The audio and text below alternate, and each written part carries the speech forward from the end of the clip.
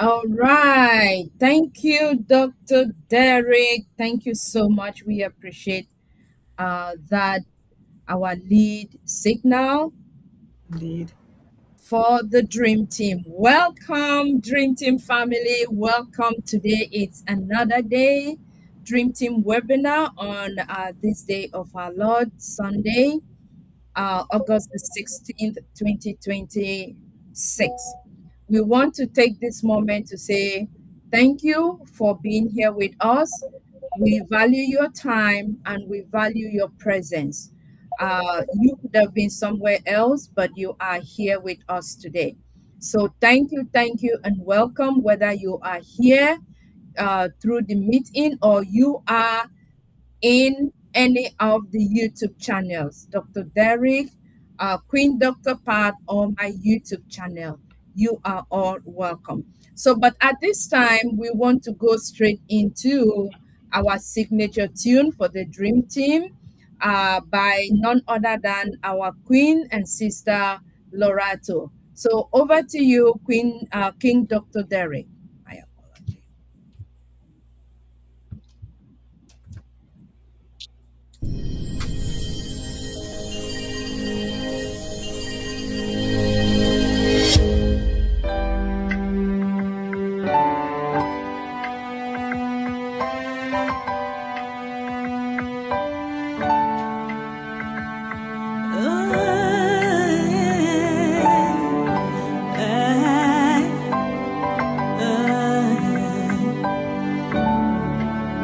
We are here, shining bright into the future. We rise high with one heart and revolution, lifting up humanity as we rise, standing tall, hand in hand.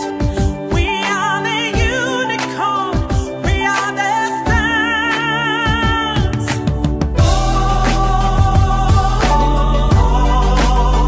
In it to win it, in it to win it.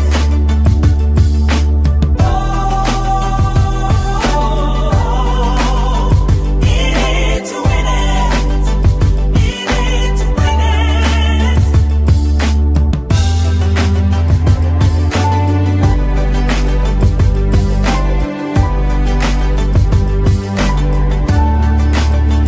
Bringing hope, shining the light. We're a nation, we are rising with one love, with one goal, bringing solution, lifting up humanity. Let's rise high, standing tall, hand in hand. We are the unicorn, we are the stars.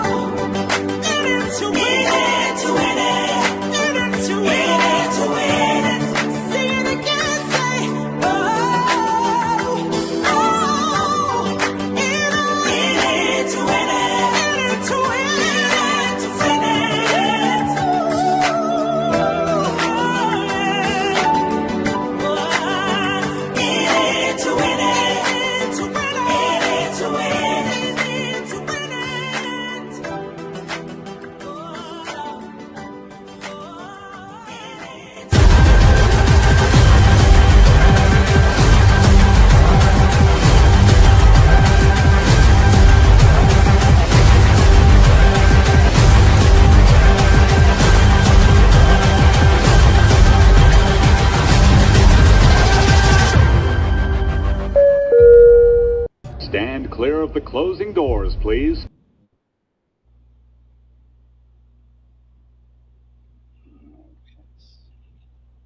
Stand clear of the closing doors. Wonderful. The closing doors for us is as we continue on our journey with the dream team, our dreams in life, knowledge, empowerment, on a daily basis. So thank you all once more. Thank you, Queen Lerato, for that beautiful, lovely song leading us every Sunday. We want to thank you for that voice, and we want to thank you for God's gifts upon you, the talent and that you use to grace us with on a daily basis. So, all right.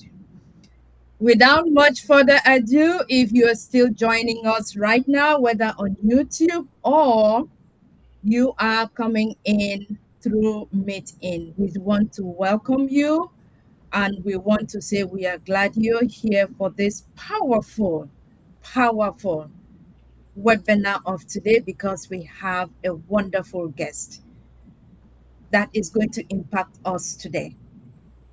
And I hope you're ready.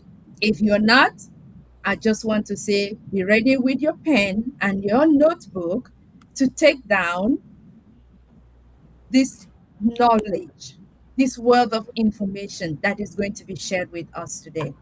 But as you know, we always in the dream team, we want to prepare ourselves, our mindset to put us in a better place. And we do that by inviting one of our Queen sisters, who is no stranger to us, to give us our mindset today. And this will be none other than Queen Yvonne. Over to you, Queen Sister. Thank you, my sister. Greetings, everyone, and let's just get into it so we can hear from our speaker. Um, I'm calling this one from erasure to discernment. And I just want to welcome everybody as usual, thanking our Heavenly Father, the Creator, for His faithful provision and protection in our lives and bringing us here together again.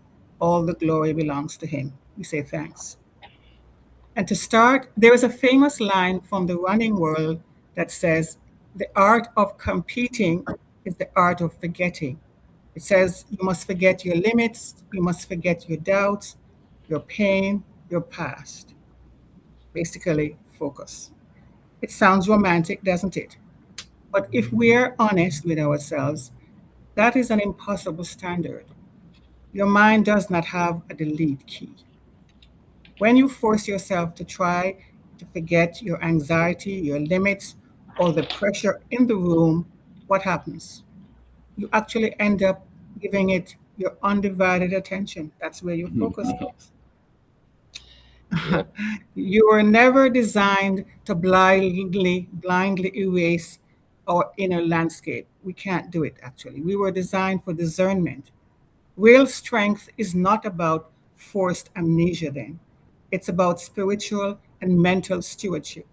It's about learning how to put something aside, to, as the Bible says, to take every thought captive, examine it for what it truly is, and decide whether it gets to rule this moment or wait its turn outside the door.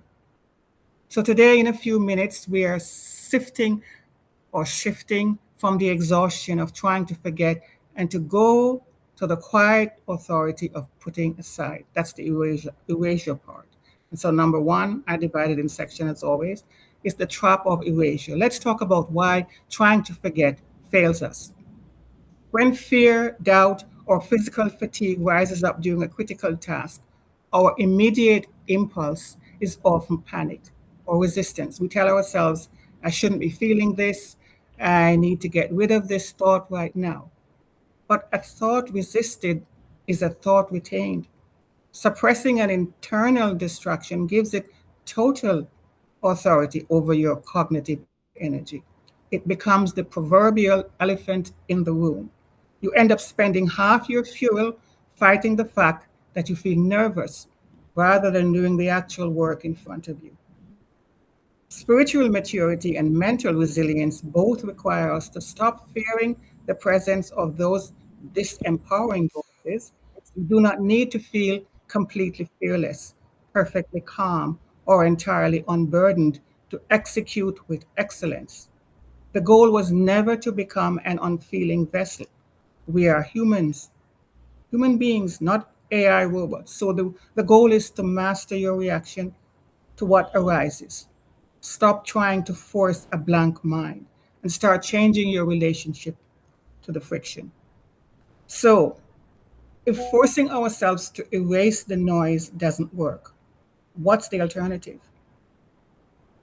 We stop trying to clear the room and instead we change how we govern what enters it.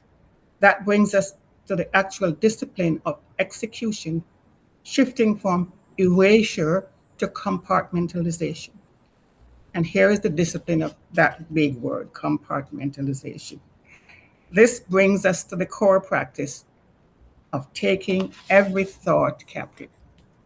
When a wave of doubt or memory of past failure enters our awareness, let's not panic and let's not run away from it. You capture it. You pause long enough to examine it. You ask, is this thought useful to the assignment in front of me at this moment? It carries wisdom for later. If it does, say, say it carries a lesson from the past mistake. You acknowledge that. But you recognize that while it may be valid data, it is a terrible driver in the middle of execution, whatever you are doing now. That is where active parking comes in. Picture placing that concern on a shelf outside the room. You aren't denying that the shelf exists. You aren't lying to yourself about your limitations or the real weight of the task. You are simply declaring that I see you, I acknowledge you, but you do not get a vote right now. I'm putting you aside until this work in front of me is done. And that is selective suspension. That's what it's called. It protects your energy and honors your stewardship over the present moment. Once you master setting that friction on the shelf, your entire definition of focus changes. It stops being a passive feeling where nothing bothers you and becomes an active spiritual posture. Let's look at what non negotiation looks like when you step into action. In the third part, you can focus now on non negotiation. True focus is not the total absence of internal noise, it is the absolute refusal to negotiate with it while you are in motion.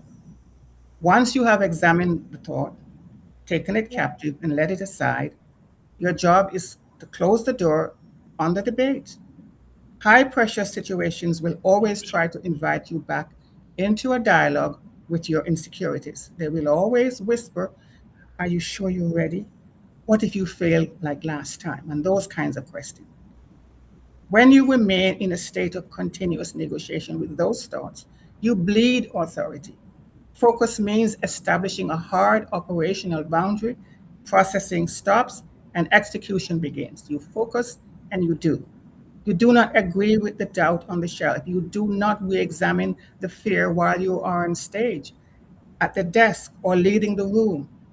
You place your attention on the singular assignment given to you in this exact minute, trusting that you have already placed what you cannot carry right now into higher hands. And so the takeaway, as you go through your day and step into high stakes moments when you must be present, remember this. Do not waste your valuable energy trying to achieve a state of zero pressure, zero doubt, or total forgetfulness. You can't do it. That is a human impossibility. Instead, practice the quiet strength of discernment. Take the thought captive, as I keep saying. Examine it, put it on the shelf, and step back onto the track. Focus is not the absence of doubt or friction. It is the disciplined refusal to negotiate with it while you are in motion. And I leave with a little acronym. It's a popular one. It's said focus. Follow one course until successful. This philosophy teaches you to avoid getting distracted by jumping between too many ideas or tasks at once. And it's simple. FOCUS. The F is for follow. Stay dedicated to your chosen path. The O, one, concentrate on a single goal. I know people talk about multitasking, but when you're looking for excellence, I don't think you can really do that. And the C is course. Choose a clear direction or path. And the U, until. Persist through challenges. Give it your all. And the S is successful. Achieving your desired outcome. Thank you for listening. That's me, Queen Kanla. You know that. Short and sweet, as I like to say. Ab- Um, Absolutely. Oh, a round of applause for you. Oh, I hope Meet In is able to, build in the applause so that we can be able to celebrate when we meet. yes, Thank you, yes. thank you. Thank you so much. Thank you.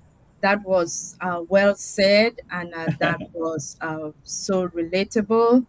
And I want to give room to our brand ambassadors, Dream Team family, to others to give us a word or two from what they got from the mindset before we get right into introducing our guest speaker. So thank you, Queen. I have my notes. I wrote a little bit, but I want to give room for others to say something. Thank you, Dream my team, dear. Thank yeah, you. dream team leaders.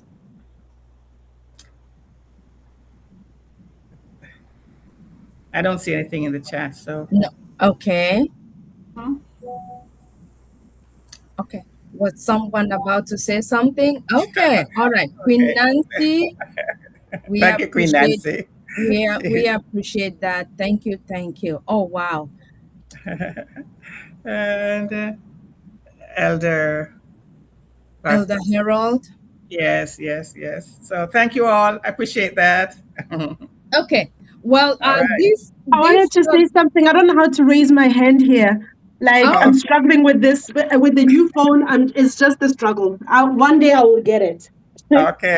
Welcome. So, Sister Yvonne, you always say short and sweet, but it's always short and very dynamic. Okay, Thank if I'm thank talking you. about an atom bomb full of, like, it's packed. So I pick it. I'd always tell you that for me, it takes time to process what you said, but it's really profound. Thank you so much. As we Thank you. go along in the meeting, I'll also say my points because I also took some points. If I'm allowed to say something later, then I'll say something later, but not short and sweet, short and very powerful and profound. Thank you. Thank you, my sister. Thank you. I think Queen Lorato, you just said it. Yes, yes, me too. I mean, it's a yes, and as we go along, there will be time for us to reflect back, or after you finish, when we get to the Q&D after our guest speaker, and then we can be able to combine both our engagement, our conversation about the topic for today, as well as the mindset. So keep them coming, and if for any reason you are not able to raise your hand, feel free. We have the chat, and the chat is open where you can equally go in and write your comments, write your participation or your contribution to the conversation for the day. So thank you so much, Queen Lorato. Our Queen Dr. Pad is with us behind the scene. She's listening, and if she's able, she will, but if not, she is behind the scenes. So let us just be aware of that, and as well as not forgetting other leaders who are not yet here with us. They are running behind for different reasons, but that will be joining us. And when they come in, we want to hope that they will be able to participate as well in this conversation. So, without much further ado, it is time to introduce our guest speaker for the day and our topic, webinar topic for today. Oh my gosh. I must say, the curiosity is what I couldn't hold back after I had the opportunity to talk with Dr. James Clarke. I tried to think and reflect, oh my God, what perspective, what dynamic is this topic going to be? And guess what? I found out I was not the only one, because when I sent out the flyer in one of the chat, I got a very exciting and curious question. What does this mean? And I was like, from the flyer, what do you think? What does the flyer tell you? And if you are curious, as I am as well, I invite you to come together so that on Sunday, let us find out. But I can assure you, you're not going to be wasting your time, because this is going to be a wonderful, powerful presentation that all of us are going to have something impactful to take with us. So I hope that my brothers and sisters who were curious and asking the question in one of the Dream Team chat, you are all here, and let us all find out together. So, our topic for today is the temple, our body, God's creation.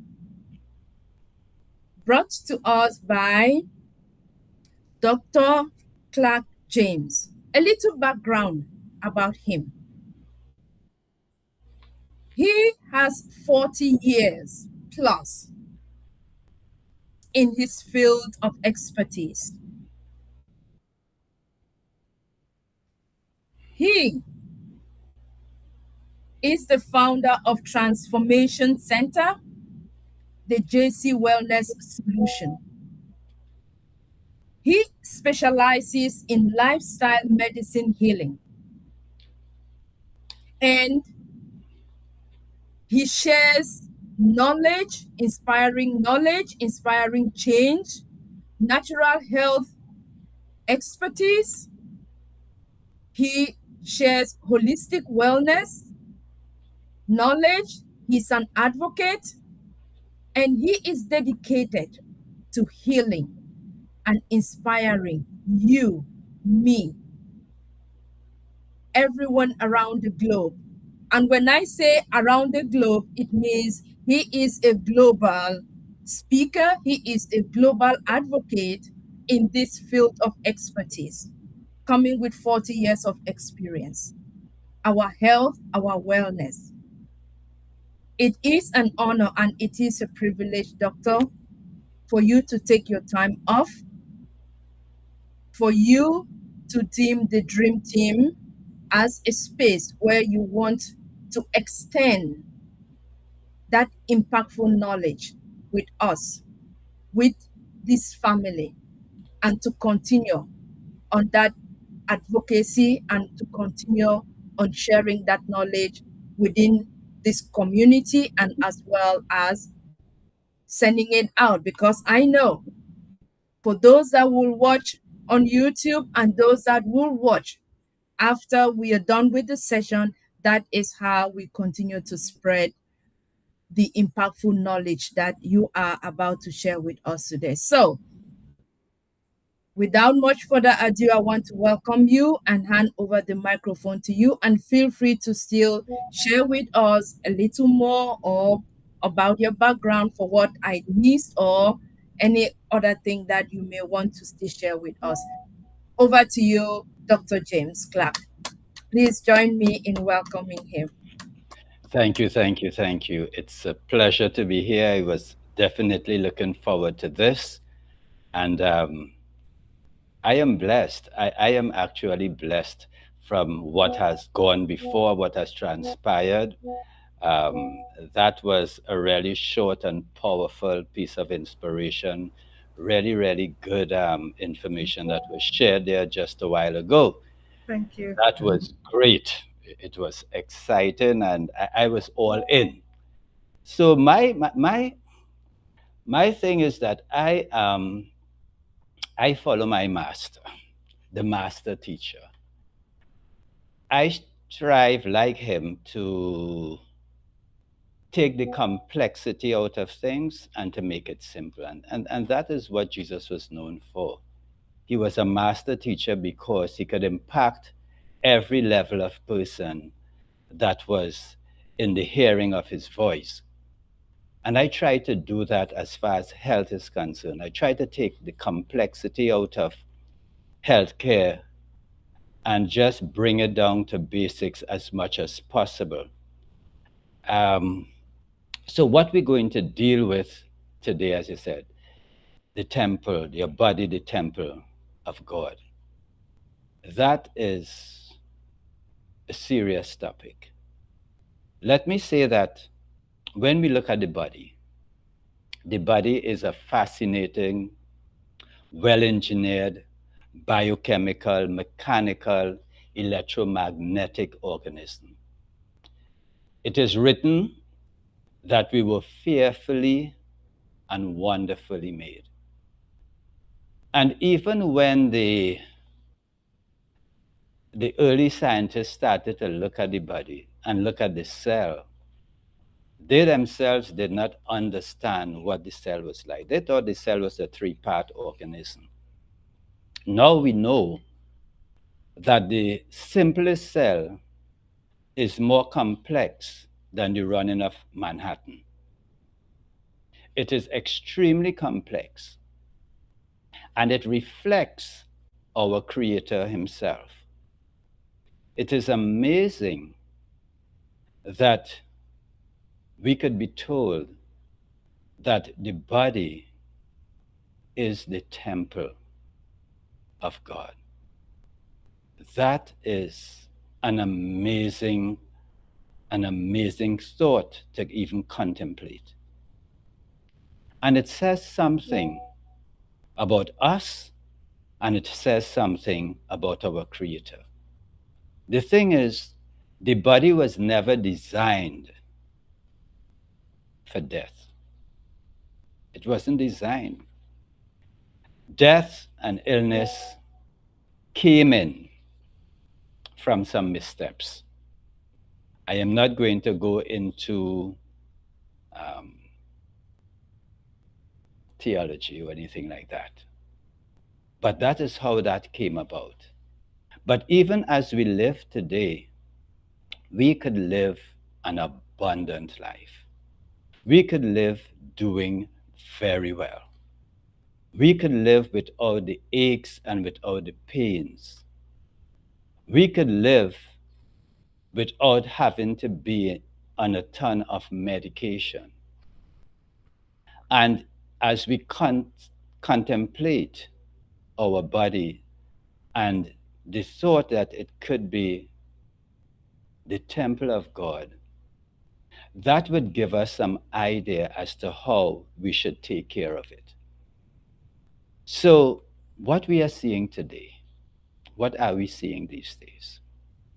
We're seeing a lot of health challenges. Things seem to be getting even worse. Things seem to be sliding.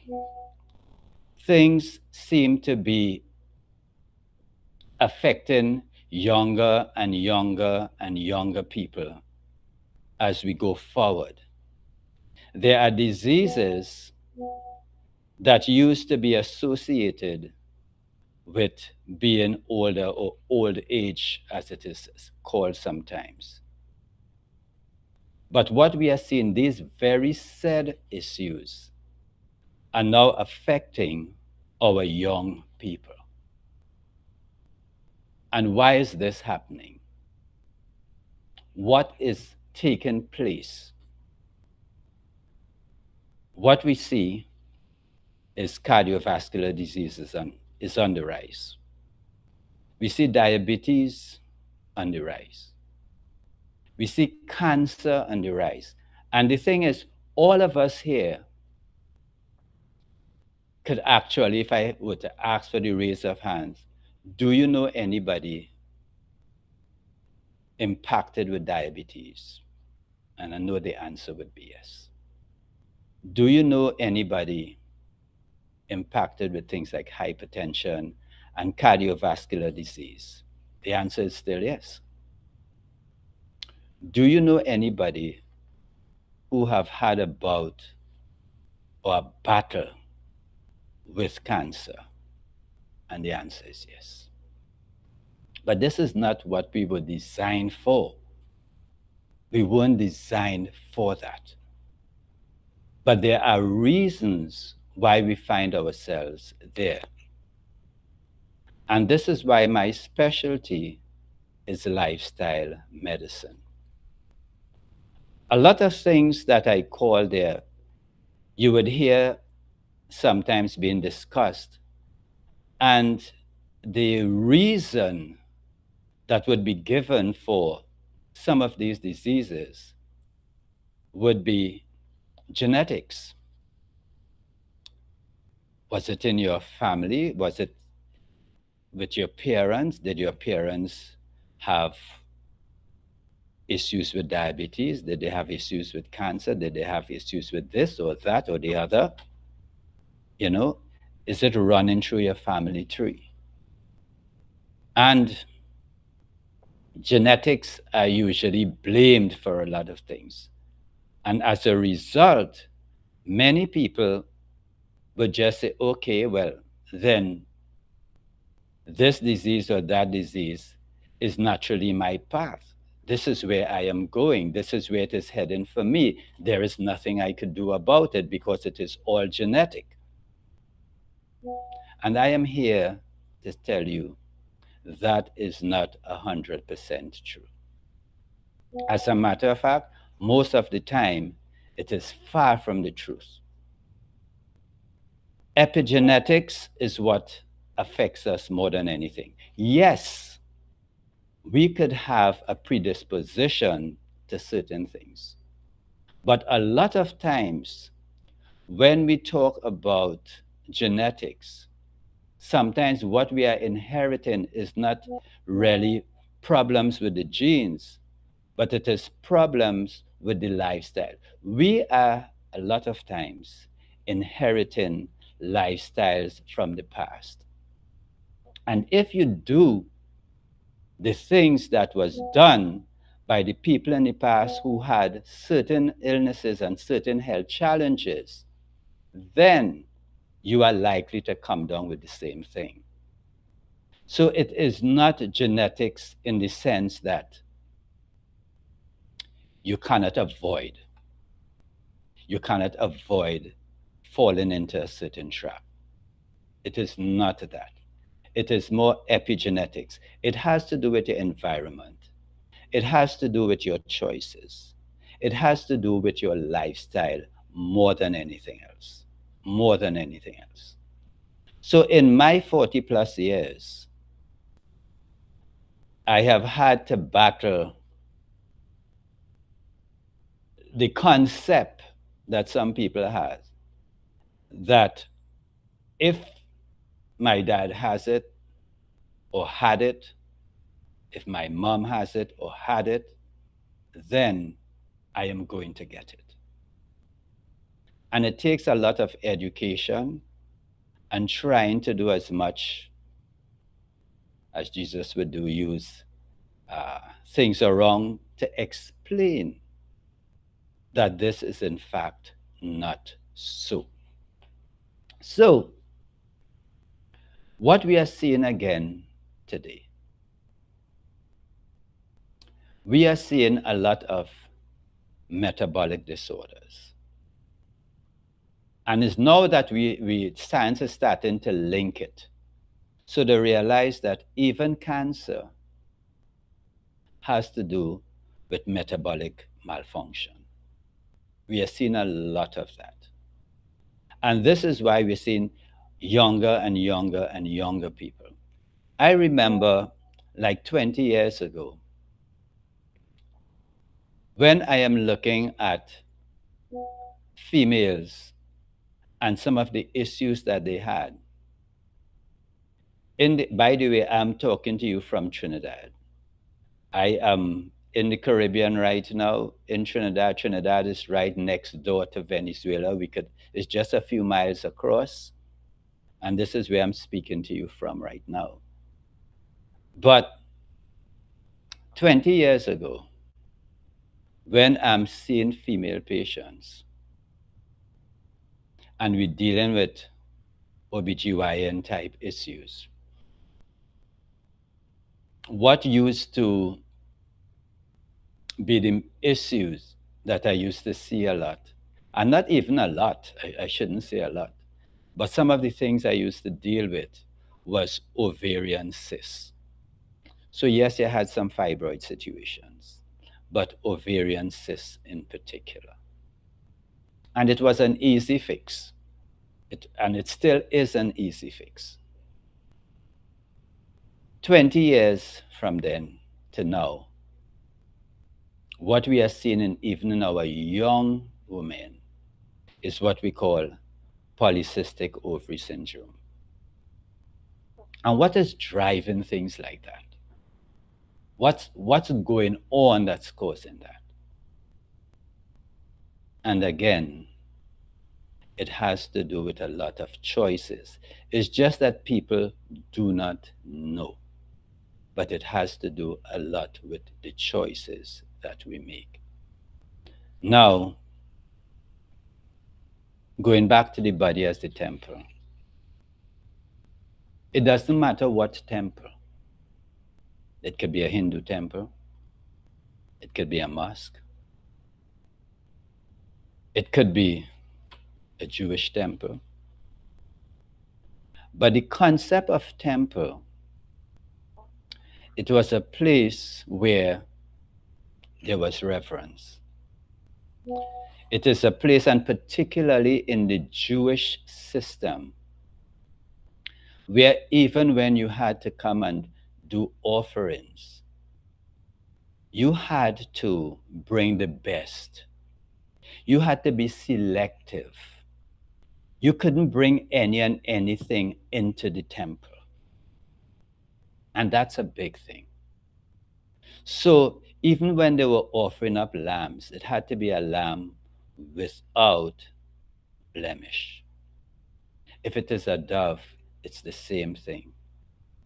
If it is grain, you have to bring the best quality. It was always the best, the purest, the cleanest that would be able to enter the temple. And why? Because God was present there. Paul says that our bodies, it is the third temple, and it houses God. And just taking that into consideration, that in itself should tell us our responsibility as to how we take care of this temple, one, and what we put into the temple. We should not be just careless as to what we put into the temple. You could not have done it in the temple in ancient times. That in itself could have caused your death. And what we are putting into our temples today is what is causing our death. So just contemplate the thought of your body being the temple. Contemplate even the choices that we make. And as I said, I deal with lifestyle medicine. You know, there are places on the earth called blue zones where people naturally live over 100 years. And not 100 years on a wheelchair, not 100 years with a walker, not 100 years using other devices for support, or having a bag hooked up to you, or an oxygen. And we would think it is simply because these areas are pristine. So when we think about the Himalayas and the Hanzas, you know, we would say, oh, well, they are away from major civilization and activities, so they could do better. But what was amazing is that when National Geographic did a study on the blue zones, they found out that there is, in fact, a blue zone in America. In America? Yes, in America. In what state in America? California. California has the only blue zone in the United States. And there are only a few blue zones throughout the world. I watched a doctor at 90 something years old. He was featured on Oprah. And he was still doing surgery after crossing his 90s. That is no easy feat. It means that your hands have to be as steady as possible, because it's surgery you're doing. You're not just a GP. You're not a general practitioner. You are a surgeon. And when they look at what's happening in Loma Linda, California, that's the blue zone, they were amazed at what was happening with the lifestyle there. And it is not that they were living in an area where it was just mountains and no modernization or anything like that. No. It had to do with lifestyle choices. So you're going to hear me repeating. I'm repeating for emphasis. I'm repeating that we should get it. Your body, the temple of God. How careful ought we to be as to what we put inside of it? So, what's happening with our young people? What's happening with everybody else? What's happening? Well, I live in the US, in Florida, and Whole Foods was one of my favorite place to shop. So you go to Whole Foods and you're going to see a lot of organic stuff. You could find almost anything there. Well packaged, organic, gluten-free, organic, gluten-free. But what is being offered most of the time is what you call ultra-processed foods. And this is where a lot of the problems are coming. We have moved away for convenience from eating food as grown, because it is easier and less time consuming to be able to simply grab a can of this and a can of that and a can of the other. And the more processed the foods are, is the less nutrient density in the food. Now, coming back to simply the purpose of eating. What's the purpose of eating? Is eating simply designed to fill your stomach? Is eating simply designed for satisfying taste? What is the real purpose of eating? The real purpose of eating is to provide nutrition. Nutrition that would protect your cells. Nutrition that would nourish the cells. Nutrition that is going to detox the cells. And we are built on a building block of cells.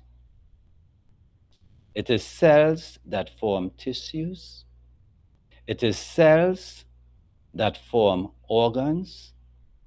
It is cells eventually that form systems. And we are built on that. So when we are talking about health, we have to be thinking about it on a cellular level. So, a lot of the foods that we are eating today just does not have the nutrition. So when we eat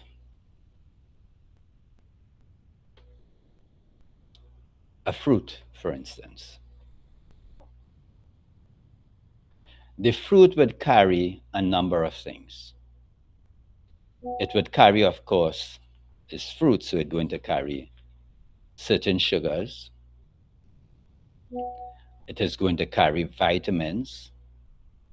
It is going to carry minerals. It is going to carry amino acids. Some of them would carry essential fatty acids.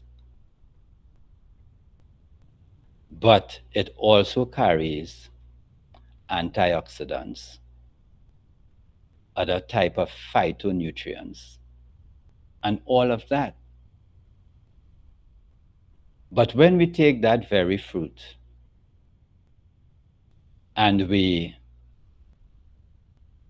do some sort of a processing of it, then a lot of the phytonutrients, a lot of the very things that was placed in the fruit, what we find is that it's missing.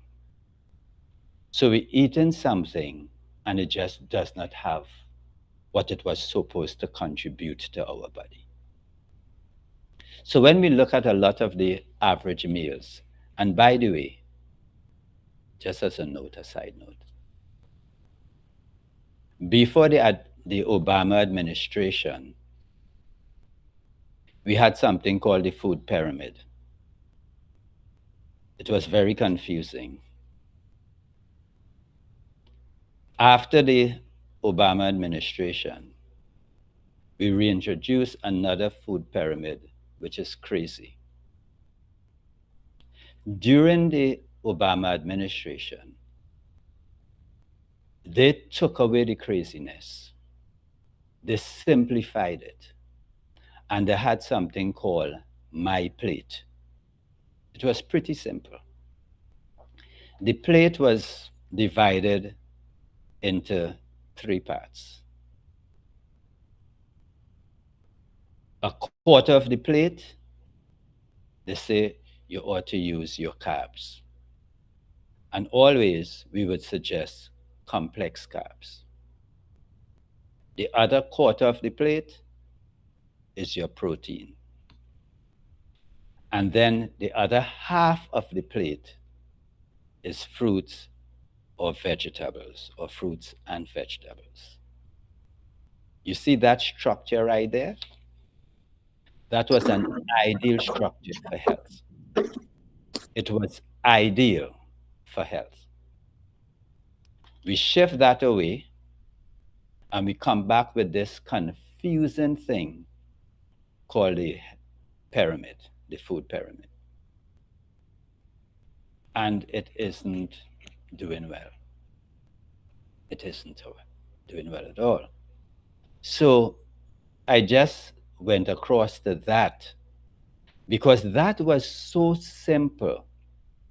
That was so well done. It was easy for people to understand. And the truth is today, if we should follow that as we structure our plate when we are putting our plate together, we are going to do a lot better than we're doing right now. A lot better. So, purpose of eating, to provide nutrition to the cells. There was an experiment that was run some years ago, although it said in the end that the guy cheated, but the concept was good. And it was talking about the eternal cell. So this scientist took a chicken cell, a cell from the chicken, and he decided to keep that cell alive. And as I said, the concept is good. So what he did, He said there are two basic things to life. One is nourishing the cell, and two is removing toxins from the cell as fast as possible. And if we should do that, the cell would remain healthy for a very, very long time. In the experiment, it said that he had to terminate the experiment because the cell simply was living on and on and on. They said something was wrong with the study in the end. But the concept is a good one because the cell actually thrives on nutrition. It thrives on being hydrated, and it thrives on removing toxins. So if we could move toxins, and not just the toxins that people eat badly, but even metabolic waste in itself needs to be removed out. So coming back again to the choices. So what are we eating today? I would just share an experience. I was in Michigan with a friend, good friend, a fellow practitioner. And he says, James, I have to introduce you to soul food. So I was taken to a soul food restaurant. And it was scary for me, actually. It was very scary. I look at the amount of greasy foods. I looked at things like sweet potato being glazed. It meant it had to be covered with sugar. You had to glaze it. And I was saying, my God, it's sweet potato already. Why cover it with sugar? And yes, there was some collard greens, but the life was cooked out of it. I couldn't eat. They had to take me to a Mediterranean restaurant where I had more variety, better choices. So I'm saying, why are we sick? What is taking place in the world? Why are disease seeming to just be getting the upper hand? Why are so many people dealing with things like diabetes and cancer? And the rates are getting higher and higher.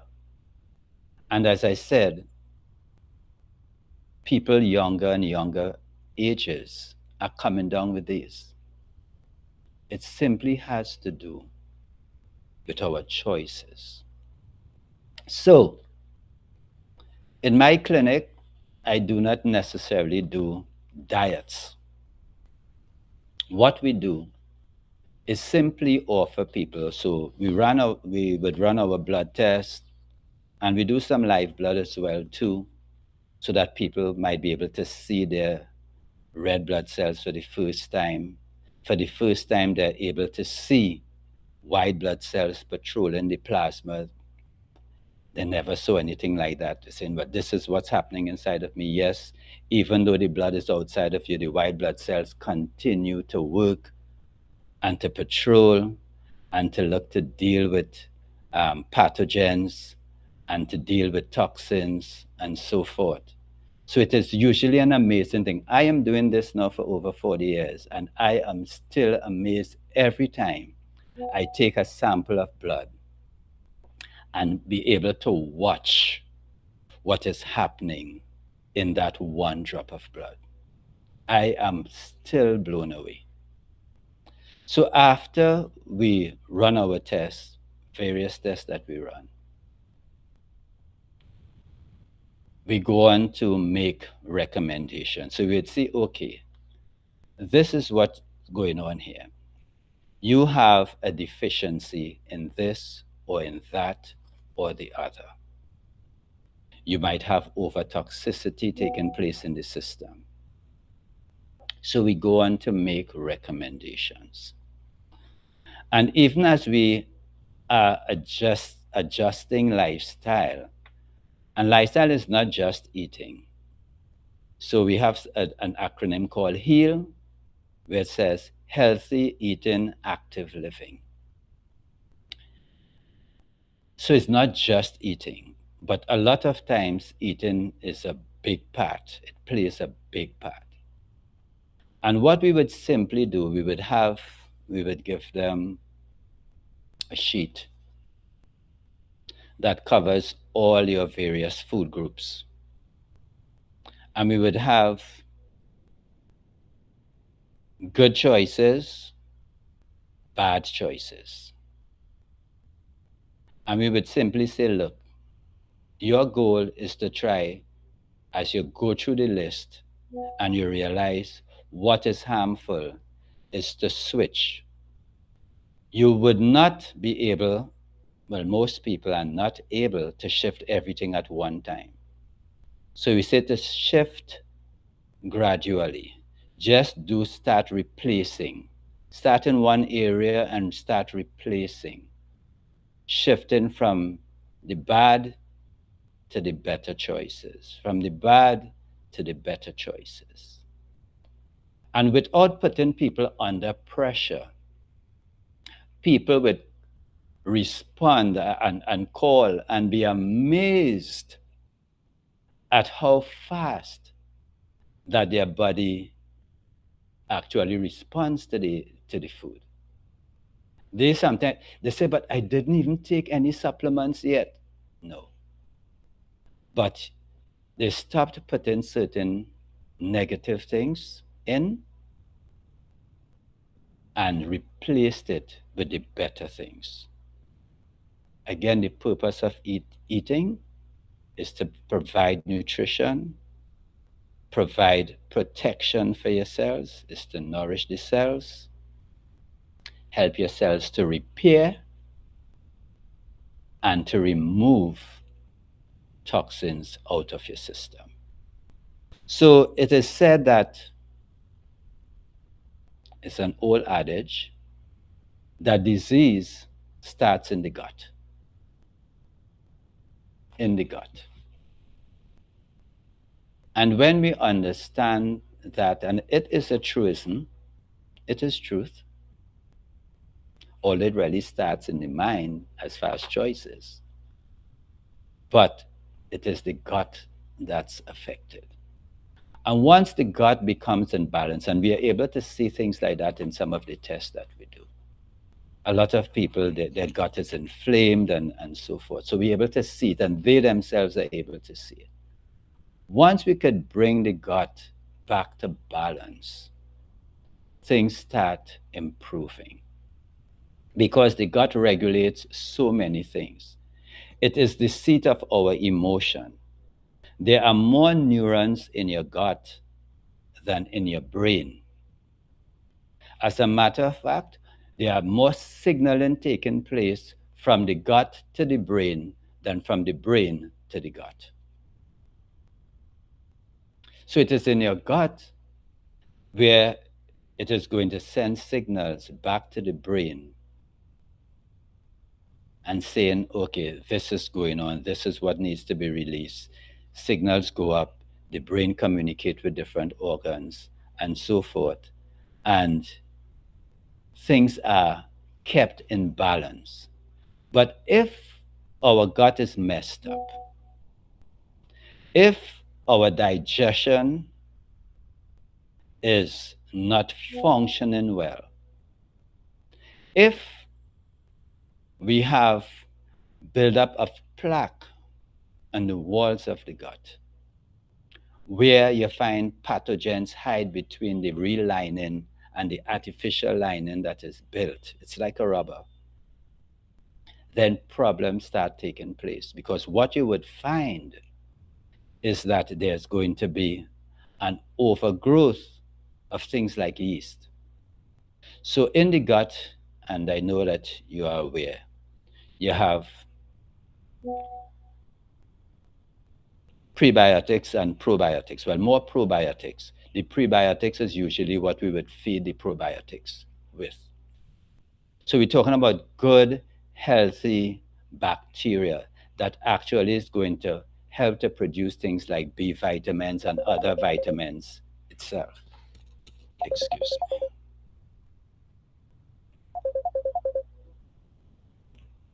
Yes, excuse me with that. I put my phone on do not disturb and I don't know how that call came through. Yes, so we have good bacteria, we have bad bacteria, or what we would call bad bacteria and bad organisms.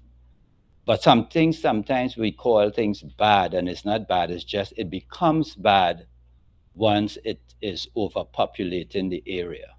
Once the ratio, once the balance has shifted. So what we see in the gut would naturally carry things like yeast because it helps to break down matter.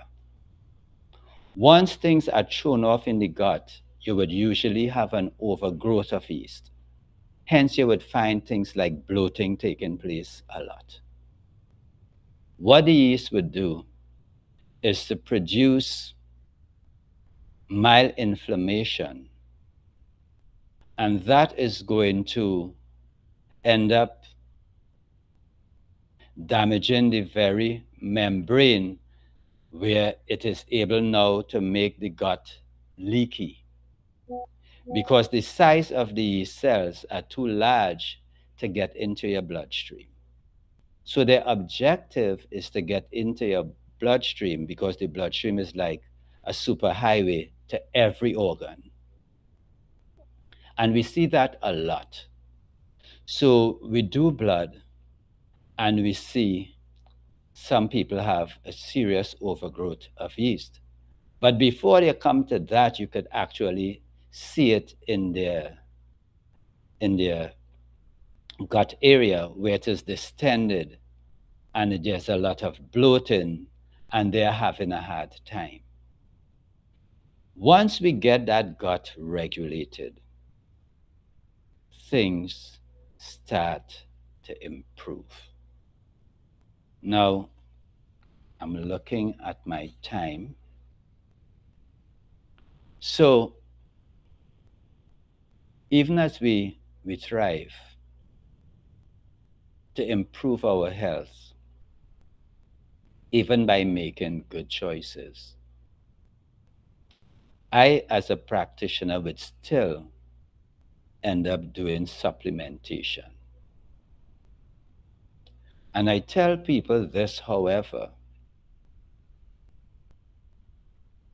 that supplementation is not substitution for making good choices. But it has become very necessary these days. Why? Because of our agricultural practices.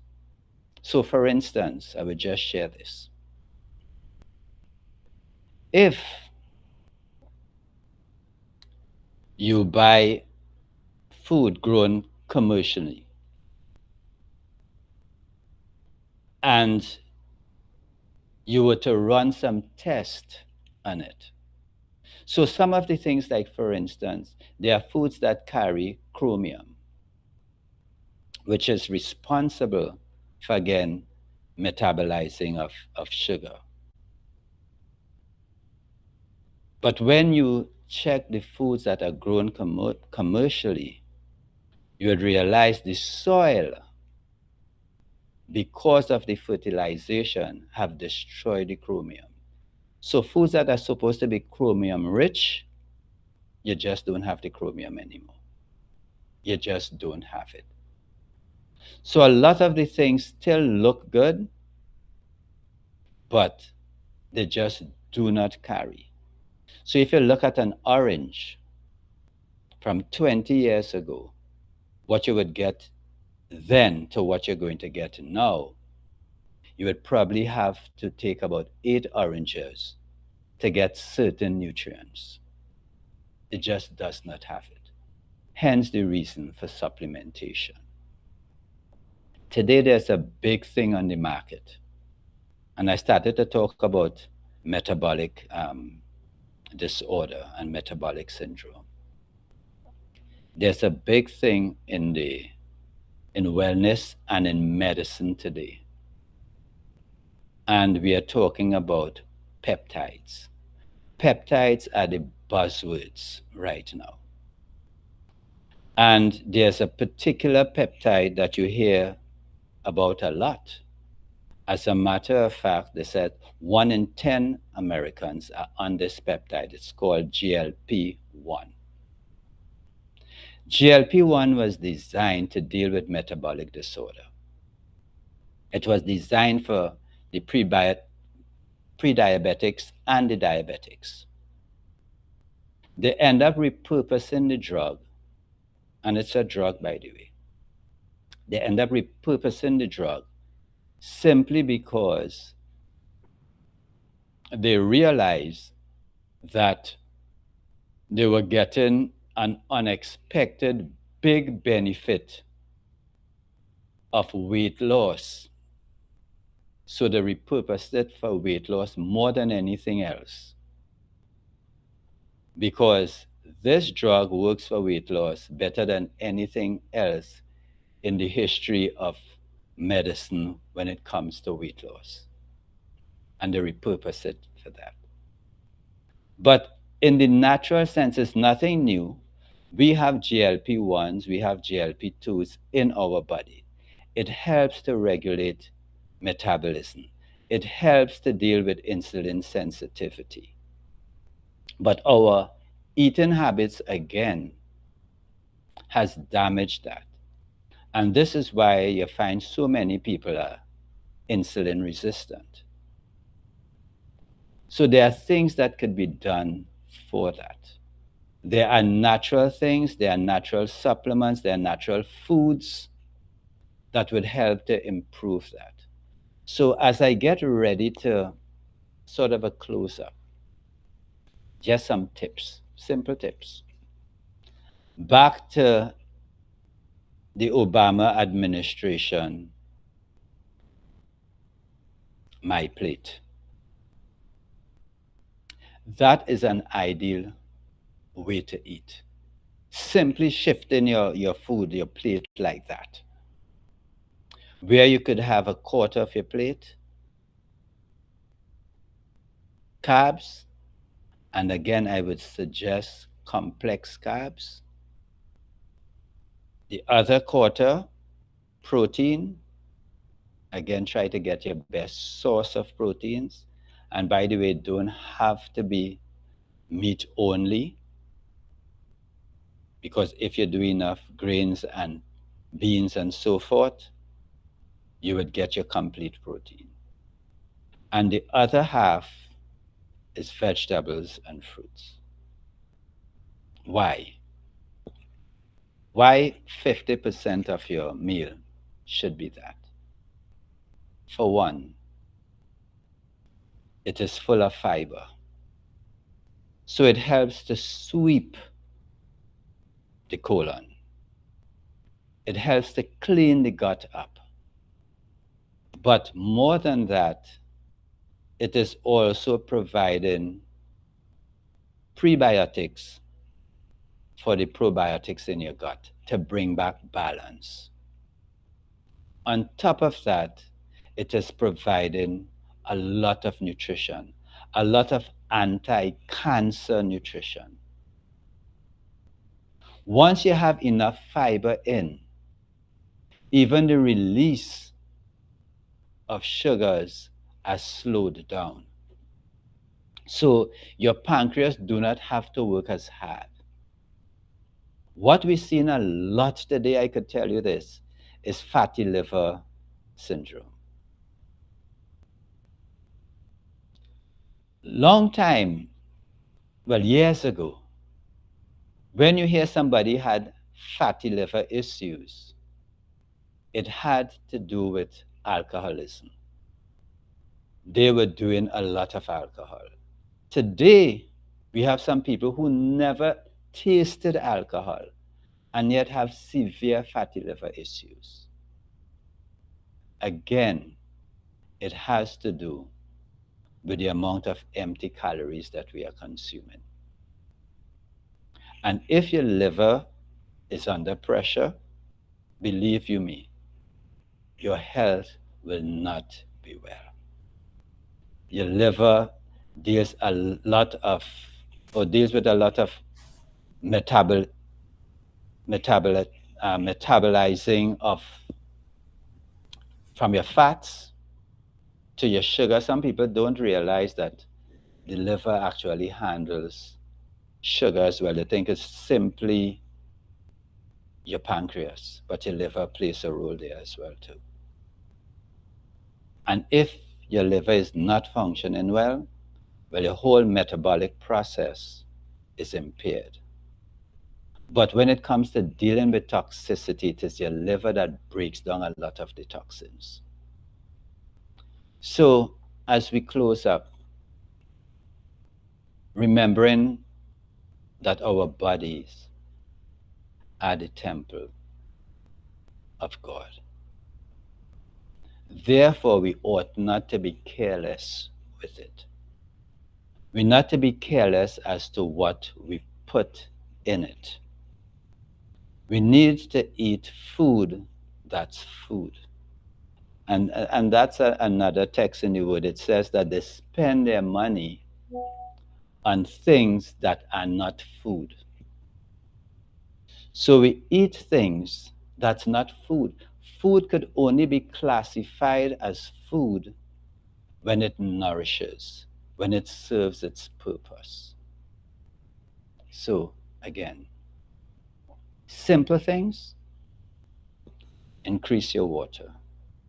Simple. Get enough sunlight. Early morning sunlight is good. You're talking about exercising, getting fresh air. So this morning I was late, but I don't live too far from the botanical gardens here in Trinidad. So it's just very nice in the morning when you could go there, you're hearing all the birds, you're seeing the big yellow and blue parrots, the macaws, and you're hearing all these birds, but the fragrance of the place, the freshness of the air. So I went and I did just over an hour brisk walking, but it feels good. The sunlight actually helps to balance out your system, just the sunlight in itself. You know? So again, prayer cannot get rid of that because prayer helps you with your management of stress. We had good advice earlier as how to manage situations. I used to live on a code where it says, God grant me the serenity to accept it. I cannot change. The power to change the things that I can, and the wisdom to know the difference. How I ended up with that at somewhere in my when I was around 14 years old, I got that somewhere and I just stuck to that. So up till now, people would still ask me, James, how you manage the level of stress? There are stressors that you cannot avoid. The thing is how you react to it. I was telling one friend, I said, look, you cannot change. It was an issue with her mom. I said, you cannot change your mom, you know. Don't even attempt. What you could change is how you respond to your mom. Your mom is set in her ways clashing with some of your ways. So say, pray and ask God to help you in how you respond to the things that cause you to be uncomfortable. And sometimes things are there to actually help us to grow because we have some issues too. You know? But as I said, things like prayer is absolutely necessary. I mentioned water before. We need to be hydrating. Water does so many things. I have seen water simply increasing people's water intake because they were drinking like 2 glasses of water for the day. And just shifting that got rid of their hypertension, improved their circulation, deal with neuropathy, deal with vision. I have seen that. And I have my own personal testimony on a flight. I was on a flight and I had an issue on my spine. And I just thought that the cabin pressure in the plane might have caused some problems, and it did. I closed my eyes, laid back in my seat, and when I opened my eyes, I couldn't see. Not a thing. It wasn't blurry, I just could not see. I had one of my friends sitting next to me. I just said, Wayne, I didn't let him know that I couldn't see because he would start to panic.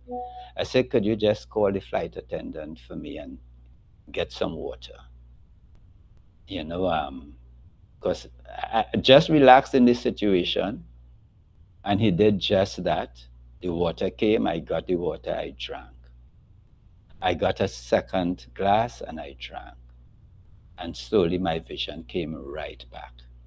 It took me about a month to come back 100%, but it came back like 90 something percent just by drinking some water. Water affects so many things. So as we talk about lifestyle, that is part of the lifestyle, to make sure that you are hydrated enough. Because if you are not, it affects your circulation, and it comes like you are on an early morning trip to work, and the freeway, the highway is congested. Everything slows down. Water improves that circulation. You need circulation to transport nutrition and to remove toxins. So again, we are not just physical, we are spiritual, we are emotional. So we need to take care of those things as we look to deal with having perfect, well balanced health. So I would pause here and take questions. And well, it was a pleasure being with you. And I didn't just share, I received a lot in the time, even leading up to before I speak. I received a lot. So I want to say thank you for inviting me on.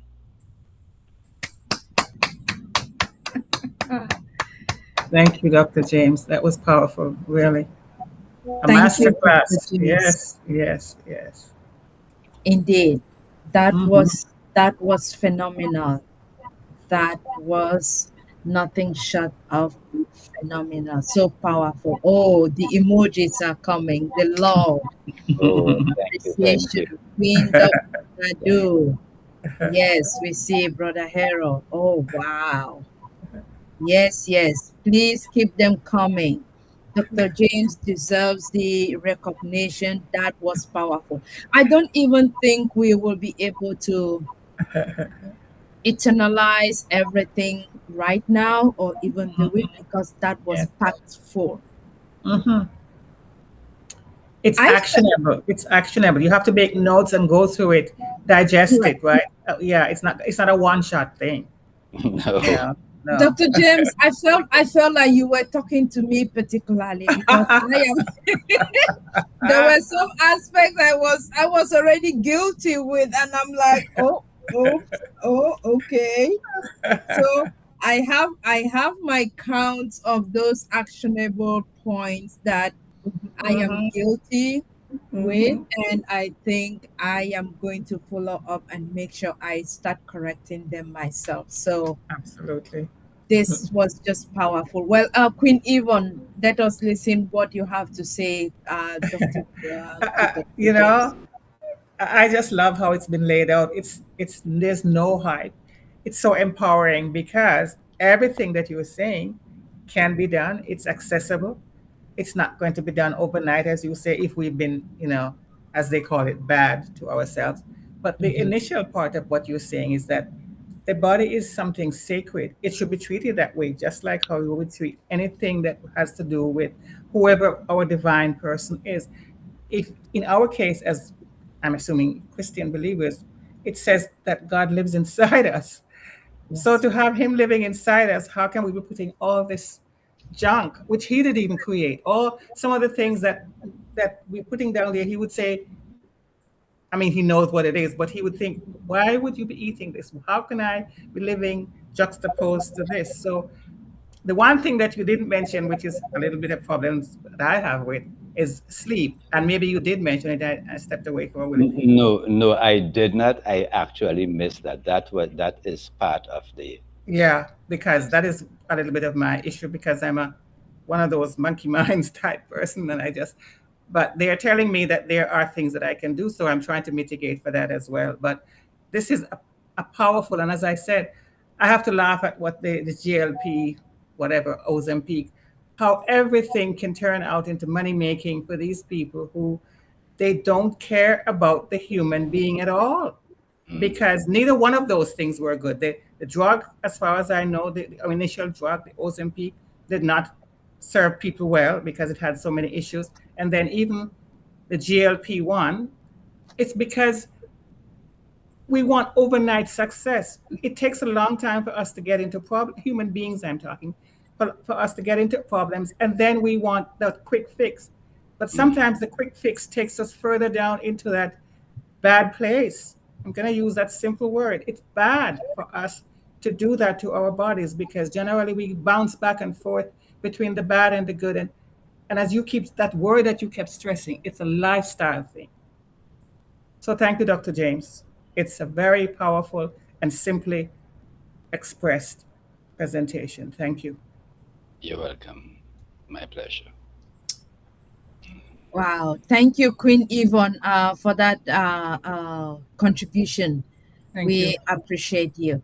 Mhm. Okay, let's look in In the well, chat. maybe yes, we can just open it up for conversation, dialogue, D&T, Q&D, question and discussion or questions and answers. So, if there is any other Dream I will Team begin. member, Sorry, sis.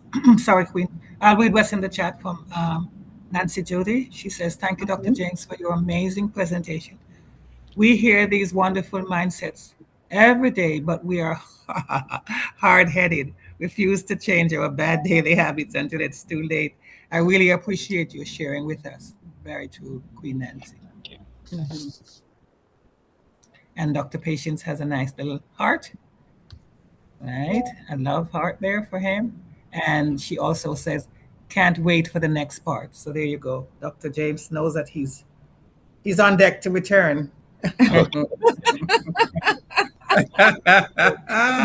that that is wonderful. Okay, so then if I may come back, Mhm. Dr. James, you made mention about how we are attributing blame now for all the illnesses or most some of the illnesses now to genetics, Fanatics. and I find that fascinating because this is something that has been bugging me for a long while. But I mean, I'm not in the health field, I'm not a specialist to try to figure out, even if I've been reading, but for some reason it just doesn't add up to me, because everything cannot be blamed to genetics. Because I saw my parents, my great grandparents live and live long, and there was nothing regarding these illnesses that was associated to genetics. Even then, the infrastructure, the healthcare infrastructure that we have is not what we have today.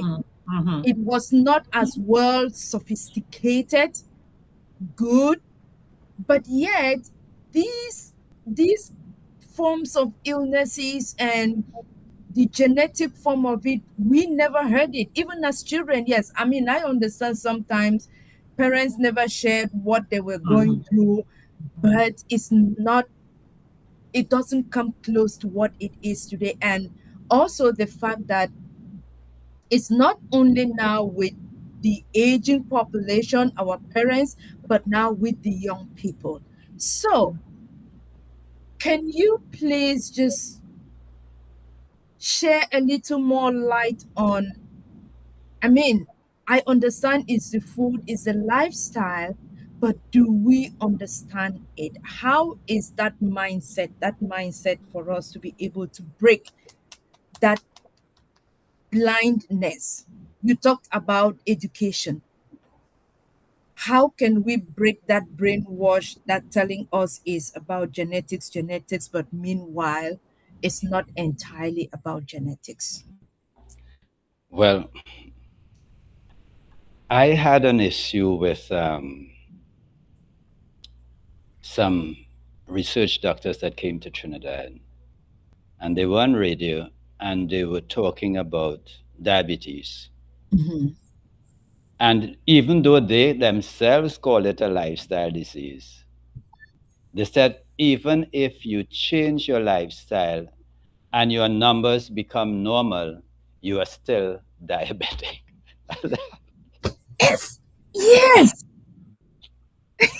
So, how do you determine if somebody was became diabetic in the first place? It had to do with the numbers, you know. So now that you change your life, so what you are being taught is not to even believe your numbers. They said if you are diabetic for the rest of your life. You have to be on medication for the rest of your life. Rest of your life. Yes. And that is the things that we try to break to help people to understand that is not true. And it simply is not true. If lifestyle caused the problem, definitely lifestyle, a change of lifestyle could fix the problem. Your body is fearfully and wonderfully made. Your body is not a car that when the Mhm. part wear out, that's the end of that part that you'd probably have to replace. We do a lot of replacement stuff right now in medicine, but your body is not like that. Your body is constantly in a state of repair. Your cells are being repaired daily and replaced daily. You understand? It is in a constant state of repair. So it is not to say, well, this goes bad and that's it. There was one time in literature they said that if Bale's brain cells get damaged, that's it for you. Mhm. And you can pull those books now, and then when you watch at modern science, they're telling you that is not true. Your body is even able to rewire Sure. because Yes. we are fearfully and wonderfully made.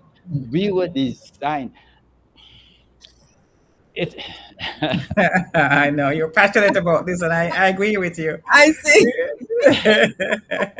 We were Yes, designed to repair ourselves and heal ex- ourselves. We were designed. exactly. And Yes. this is what is good. So what happened? A lot of times we have to get out of the way, and when we are told that if we um, are diagnosed as being diabetic, for instance, I'm just using that because it is so prevalent, Yeah. that you will have to be on medication for the rest of your life.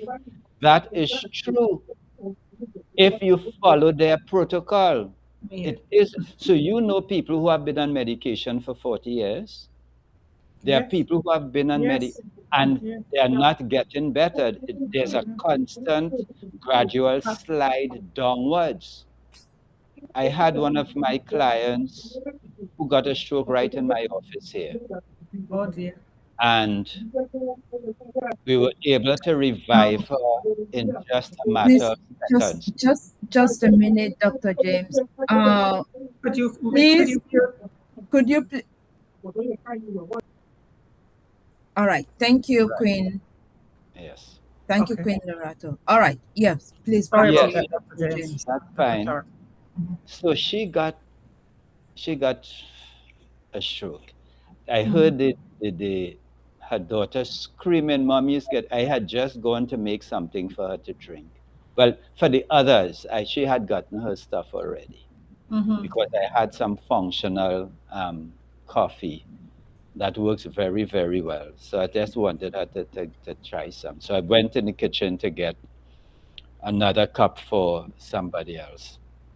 And the daughter started to scream, "Mommy is having a stroke." And she became a stroke expert because her husband had a massive stroke and then he had some following strokes. So she know the signs. So when I rushed to the area here, my work area, there it was, she was having a stroke. Um, I went and I got some natural products that we had here, some supplements. I had about a third of an ounce, no, two-thirds of an ounce in a bottle. And I just squeezed open her mouth, emptied it into her mouth so it could get under the tongue, straight into her bloodstream, and immediately just dilated the blood vessels. And in seconds, she started to focus again. And in a minute, she was talking and saying, or asking, "Where am I?" and all of that, you know. And however, fast tracking from that, which was over a year ago, the daughter told me that, "Mommy put in a pacemaker. Mm. Since mommy put in that pacemaker, mommy's life has changed. She's no longer active. She was already in her 80s. Hmm. Mm-hmm. Now she have totally slowed down. And she did not have to go that way, but having access, sometimes people just have access to the quick fix and the medication and the advice. So you don't go and get a second opinion. The doctor says to do so and so, so you just follow blindly and you did it.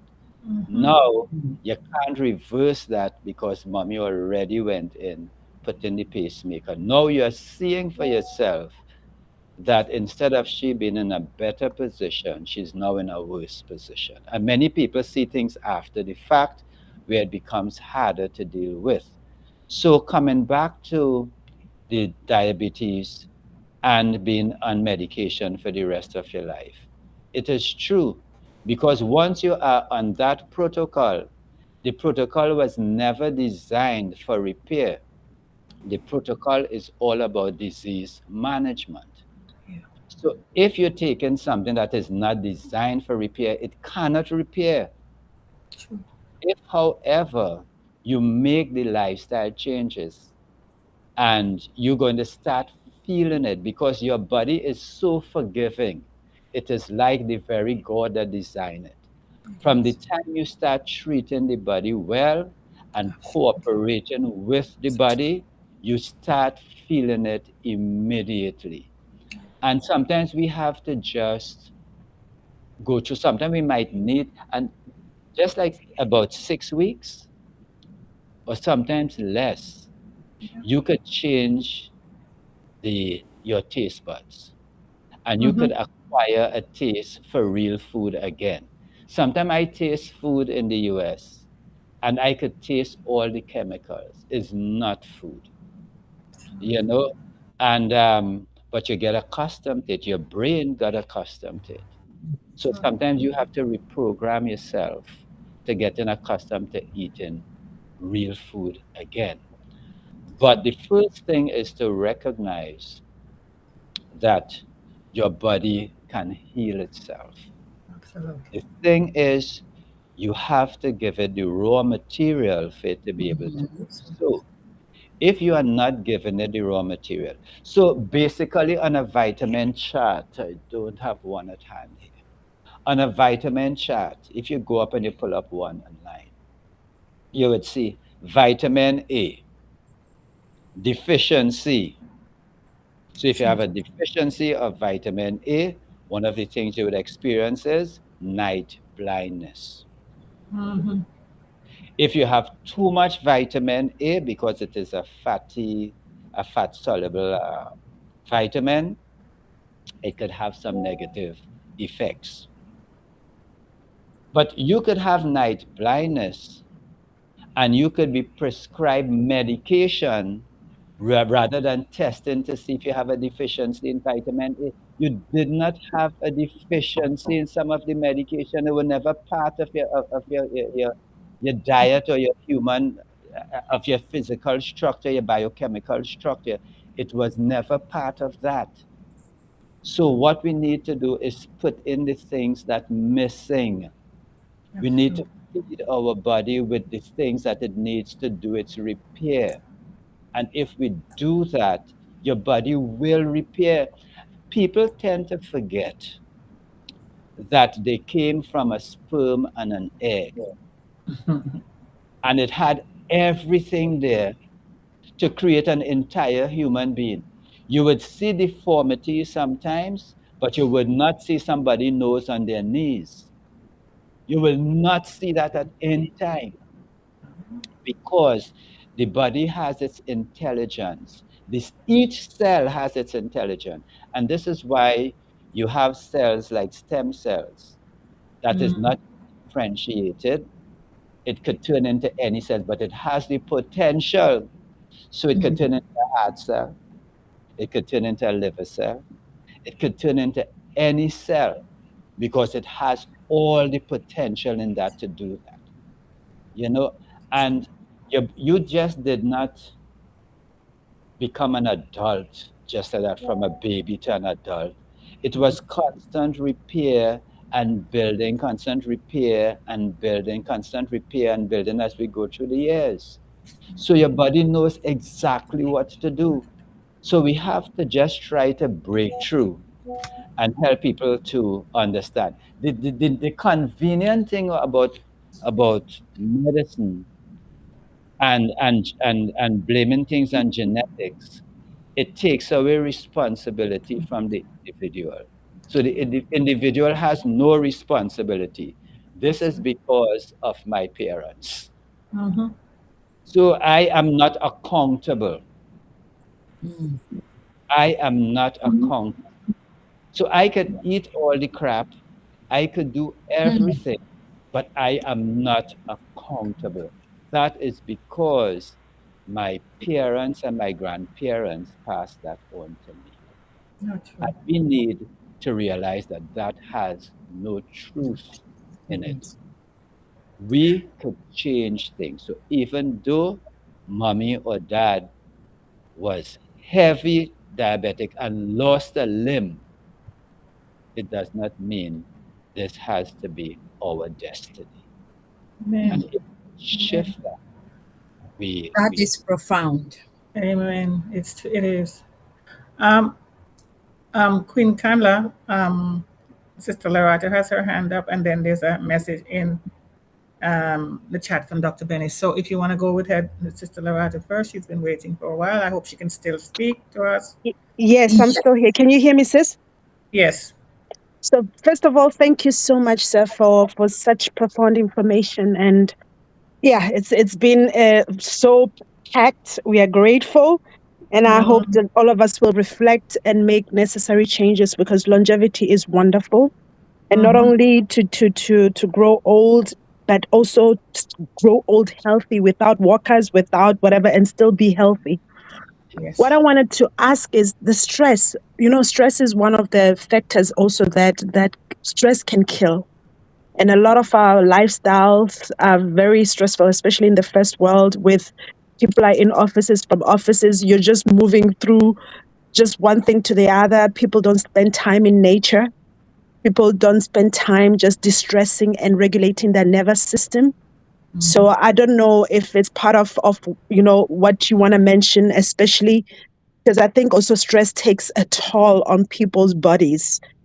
Mm-hmm. Can you mention something about that? yes, most certainly. When you're talking about stress, stress is responsible for so much.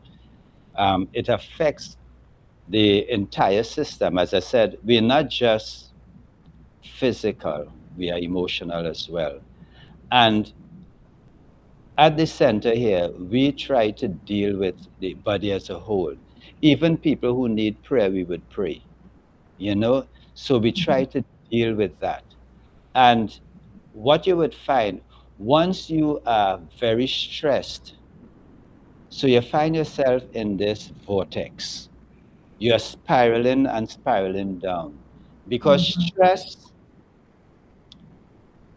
depletes things like magnesium.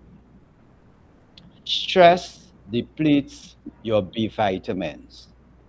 And it is your B vitamins and your magnesium that actually helps with the regulation of stress. So it has taken away the very thing that you need to help you manage. Sometimes it throws off your hormones so much. So I remember one of what we call my daughter's godmother, and she would stay just like that and start crying.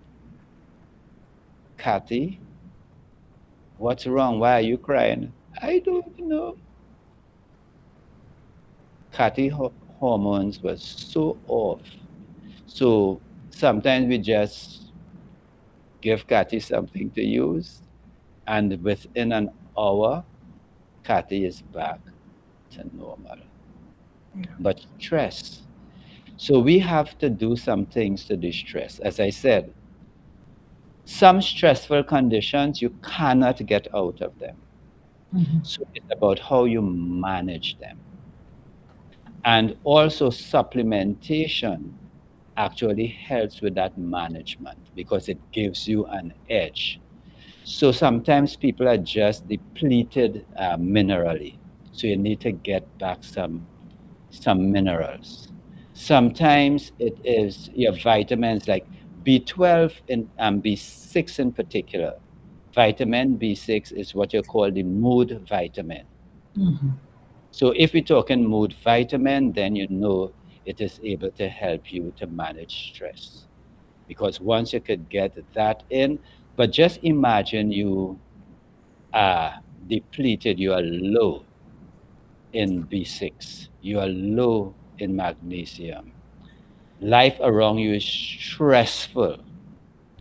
How then are you able to cope?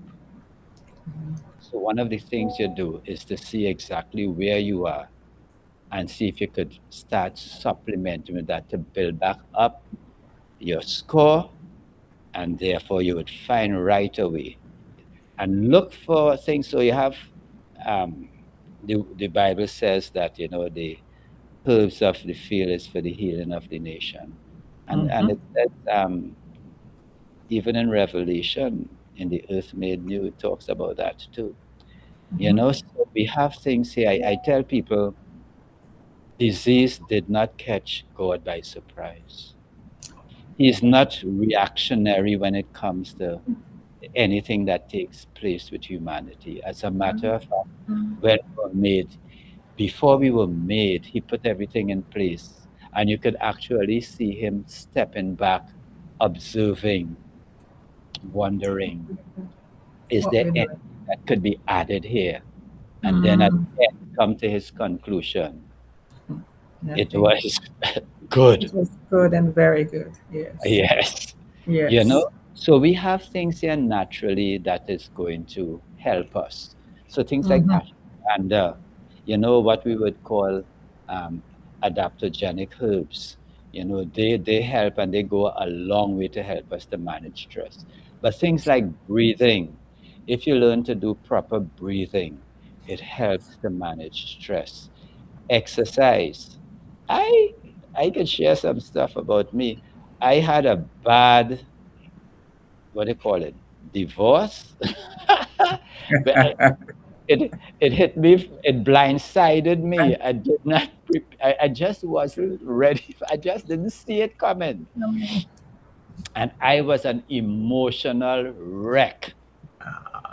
I mean, I was, do not try to talk to me, and worse yet, put your hands on my shoulder to try to comfort me. I am going to go into a whole crazy convulsion of emotional, it's tears and everything. You know, after mostly 2 months of that, I decided to join the gym. On my second day in the gym, all of that went by the gym. The exercise produced hormones that helped to regulate what imbalance there was there. And and literally in 2 days. So I am telling some of the people in the gym, that my wife and I separated, and the instructor knew me well because he was from where I live. He's telling the young lady there, do not believe him. That is not true. Because we were so, everybody know my wife and I to be so close. Even her dad was saying, James, what are you all trying? He was not accepting it either. So it caught me off guard. Yeah. But I am telling you, 2 days into exercising, into gymming, shift everything around. Produced a lot of endorphins. The endorphins, yeah. Yes. And that shifted And as everything you around. said, the body's very forgiving, isn't it? You give it what it Very needs, yes, and it just sucks it up. Yes. So again, for the stress, we cannot change some situations, but we could do something about it, work on ourselves, make sure our supplementation is proper. As I said, again, substitute supplementation is something that is absolutely necessary these days, because sometimes we are eating certain foods expecting to get so much out of it, and it just does not have it. It doesn't mean that we shouldn't eat it, but we need sometimes to supplement. So it's a good thing to go to somebody, even if you do a CBC. A CBC would give you your vitamins and your minerals and stuff like that, your amino acids, and so you could see what's going on. So a CBC might be a good place to start, and then you could take it from there. Good. Thank you again, Dr. James. I just have a Thank you, comment Dr. about that. Ben. Oh, sorry about Queen Kanda. Quick comment about that. Some of these traditional doctors, they go for the lowest common. So even if those levels are not quite markers low, they will Yes, still say you're okay. And so yes, you have no way of knowing, right? yes, yes. Because yeah, when you have those blood panels and those CBCs, they will just be satisfied with the lowest, the lowest number. And that's so true. Again, another story. I'm a storyteller like my savior. I can't help it. And I've been down here for 71 years now, so I have some Mm, stories to tell. yes. So, but at one time, my body was overheating. I mean, the air coming out, my breathing was blistering my The nostrils. It was nostrils. blistering. So Yeah. it was. So I went in, I had friends at the hospital. So I went in, I said, look, I want you to run everything for me. Take whatever blood you want. I want to see everything. And in the end, when they've got the results, they're saying, James, nothing is wrong with you. And you have gone to doctors. You are experiencing a lot of stuff. And they are telling you Yeah. nothing is Nothing is wrong with wrong with you. So after I go through the panels myself, I looked at everything. And then I realized, I said, oh, is auto intoxication taking place here? I need to really get some toxins. Our toxins are going back into my bloodstream and it's causing a problem. And I was able to fix that within a week. You Wow. understand? Yeah. But they said everything was It fine was okay. because Yes. Yeah. Yes. you are down to the end And in the yes, where it is called normal, I and they know. say everything is fine, but it is not fine. No, you have to really exist, and as they say today in the culture, you have to advocate for yourself or have someone else for you. You just can't walk in there cold and walk out with the information that you're being given and just take that as as gospel. You Yes, can't. You can't. yes, yes. Thank you, Dr. James. Queen Lerato, are you finished? Or I see your hand is still up. Are you okay? No, no, no. I'm done, sis. It's good to mention stress because, like, it was mentioned that stress Absolutely. management is very important. So thank you so much. Thank you. Thank you, sister. Queen Carla, shall I read Dr. Bennett's comment now, please? Yes. Okay, thank you. So, Dr. Benny in Tinglet, she's saying, thank you so much, Dr. J. Clarke, for this powerful and inspiring presentation. The reminder that our bodies are temples of the Holy Spirit, as taught in 1 Corinthians 6:19-20, is truly meaningful. Your message encouraged us to recognize the value of our bodies and to honor God by taking good care of ourselves physically, mentally, and spiritually. Thank you for sharing this important message and for reminding us that caring for ourselves is also an expression of gratitude to God. Amen. Yes. May Amen. God continue to bless you with wisdom, strength, and grace as you inspire and encourage others. And to God be all the glory. Thank you, Queen Benny. Yes. Thank you. Um, Thank you. Thank you, Queen, our First Lady Dream Team. Yes. That's Thank it for you. me, Queen Kanda. Thank you. Okay. I think we can keep on. There is still so much that we can talk about, but I just believe if we finish everything today, then Dr. James Clark may not have any reason to come Need back to to come back. us next time. But We don't want that. and we don't want that. We So don't. I'm going to hold up on my other questions for the next series, and then so that by the time you come back, I would have gone back, done more reflection, and have questions to ask. So at this point in time, I will want to say we are grateful. Hello. Oh, Hello, hey, Dr. all Derek. right, Dr. D. Yes, yes, Dr. D. Is my hand not up? No, it wasn't No. showing. Now it just came up. Yes. What? Yeah. My hand was up for a while now and Oh, nobody's Oh, sorry. talking. sorry about that, We Oh, Dr. were not Derek. We seeing would never you. ignore you. No way. oh We my. were not seeing you.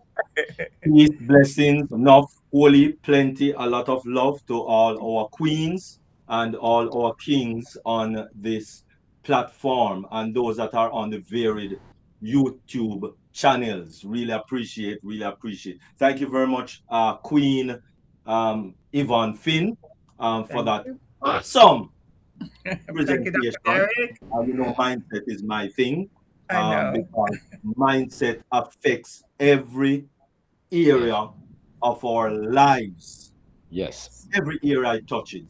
And That's when we don't have a good mindset, it doesn't even matter how much money you have. If you don't have a good mindset, you are already at a loss. Mm. All right. that's it. I always say that 90%, 93% now of persons that win the lotto don't have anything to show within 3 years because they don't have a good mindset. Thank Thank you, you very Dr. much, Derek. Thank King Dr. James. Really appreciate you also. Thank you very much for joining us here on Dream Team, keeping the dream alive. Thank you very much for the awesome presentation. Really appreciate, really appreciate. You see, um, just as you said, people refuse to make a choice. But even when they refuse to make a choice, they have made a choice, Yes, sir. unfortunately. Let us kind of understand that because we have an immune system and a lot of people live to eat. that's, that's how a lot of people live. They just live to eat. It doesn't matter what they eat, when they eat, how they eat, the time they eat, they just eat because that's what they live to do. And there's some of us that eat Tell her. to live. Now, one of the things that I would like you to address quickly is is really prevention. Because my great grandmother Dingy normally says prevention is better than cure. And so that's one of the things that I love is after you resolve, because a lot of people think that it's just a quick resolve, that they Mhm. need to resolve this issue and resolve this issue. And that's what the doctors do also. You know, they might kind of resolve this issue. So I have two questions really. A lot of supplements, because I notice you talk about supplements. but a lot of supplements is even more trash than anything else. Some of them is even placebo, that you buy and you pop in your mouth and nothing really happens. All Yes. right, and they are telling you that they put this fruit and that fruit and this fruit, and but why not just eat the fruit with respective to where the health is concerned? um, and self-control, very important. Why is self-control an important part of caring for our body? What does self-control looks like in our everyday life, and how can we avoid becoming obese? Because I think it's like 65% of Americans are obese, and that's not good. As you said, I think even children as early as kindergarten are now being obese. So that's my kind of overall question. Okay, sir. Well, the thing is, like I believe, just as you said, an ounce of prevention is still better than a pound of cure. It is still so. So, how do you avoid? Again, it has to do with choices. And choices sometimes start with from parenting, it's how you parent. So it's what you grow up your children with. You know, it is kind of a strange that my if I ask my daughters today if they had a choice to go to a restaurant where they would like to go, they would still say I have two young daughters. They are 24, 25. They would still say sweet tomatoes. Sweet tomatoes was our place of choice because as you enter sweet tomatoes, the first thing you're going to meet is the salad bar. So you get your plate, and there you are, you're making your own salad choices. And you're going down. So you're getting your greens, you're getting your olives, you're getting your mushrooms, you're getting your nuts, your seeds, your everything, your chickpeas, and all of that. And you go down the line. And then after we get that, of course, they used to also like that it had muffins too, and some other little things as well. But it was their choice. So sometimes we just did not get that in growing up.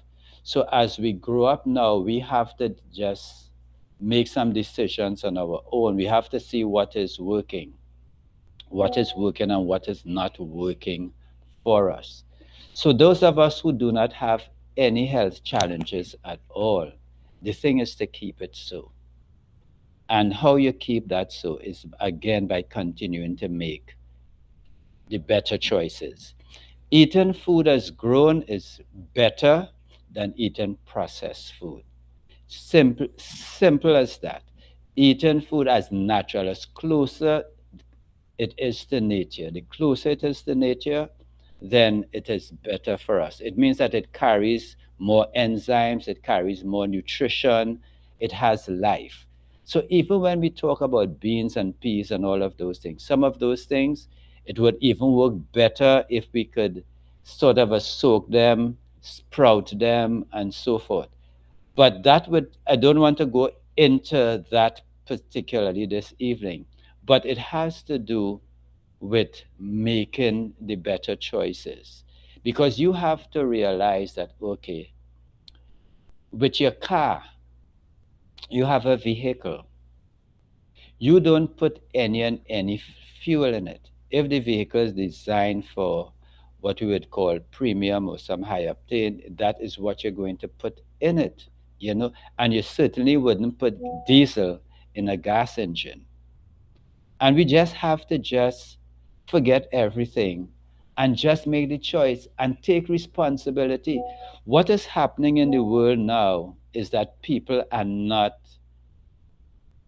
taking responsibility. They don't want to be accountable. And this is why it's so easy to blame it and to accept certain things. And also to look for quick fixes, which are never fixes. How you could call something as a quick fix when you are on medication for 5, 10 years, counting, going on and on and on. It is not a fix. It simply is not a fix. So we just need to see that. So again, you have something called New Start that we do.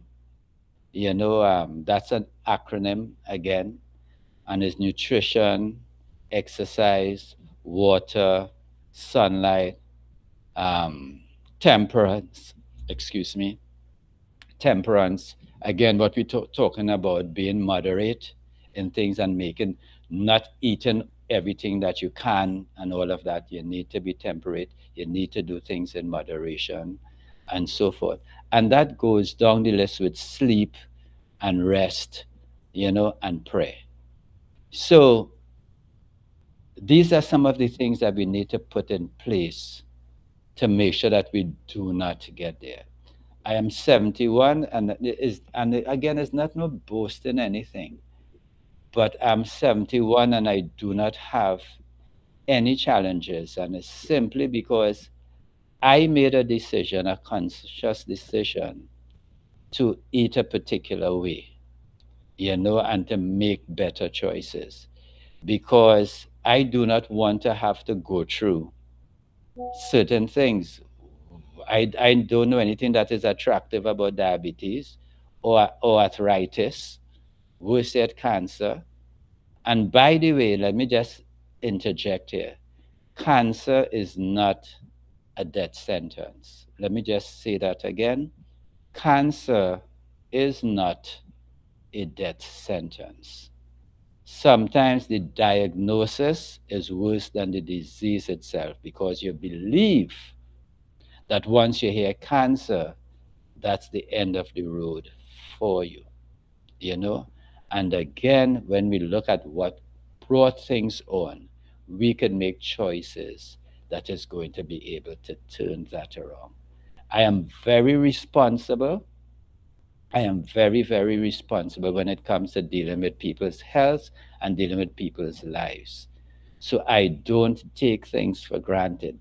The other thing that you spoke about is supplements. A lot of supplements out there are trash.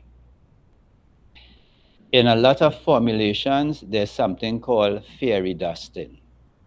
So you just took a little bit of this and you put in that and a little bit of that. Nothing that has therapeutic value. So it is not even 1% of the therapeutic value. So I sometimes wonder how you could have a 5 milligram um, tablet or capsule that carry 100 different things in it, that carry 40 fruits. How in heaven's name that is possible? It is fairy dusting. It does not have any effect on you because it does not have the therapeutic. If you're dealing with energetics and you're dealing with frequencies, then you could do something like that. You could use frequencies because your body is frequency. That's another topic at another time, because everything is frequencies. The every color that you see color registering as color because it is vibrating at a particular frequency. I tell some of my clients, um, why does carrot? I ask them, I say, carrots. What part of the body does carrot affect most when you eat carrots or you drink carrot juice? And most people will tell me the eyes. And Nice. I say, sure. And why do you think so? Well, we're not sure. The thing is, the beta carotene in the carrots vibrate at the same frequency as the cells in your eyes. So it is like tuning a piano. Long time when we were tuning a piano, we were tuning a guitar. Now you have electronic ways of doing that. But there was something called a tuning fork. And when you hit the tuning fork, so if you have a F or you have a C or whatever it is, you hit that and you start turning the string on the guitar. Once it reached the frequency, the string, the guitar string, going to start to vibrate with the same frequency as the tuning fork, and they did that the same thing for pianos. So as we eat, food has frequencies, and various parts of your body and various cells and vibrate at certain frequencies, and these are the nutrients that is going to go there to support and to repair and so forth. So if you were just dealing on a frequency thing, I could understand how you could use frequency to deal with a particular thing. But you cannot tell me that one little capsule carries all of this in some therapeutic manner and you're not using frequencies to enhance it. So again, you just have to know your supplements, and you, because supplements are necessary, because as I said, the food just does not have it. And I could bring the stats, and I could show the stats that the foods that we have now compared to 20 years ago, they just do not carry the nutrition. Why they do not carry the nutrition? Foods don't pull nutrition out of the air, they pull nutrition out of the soil.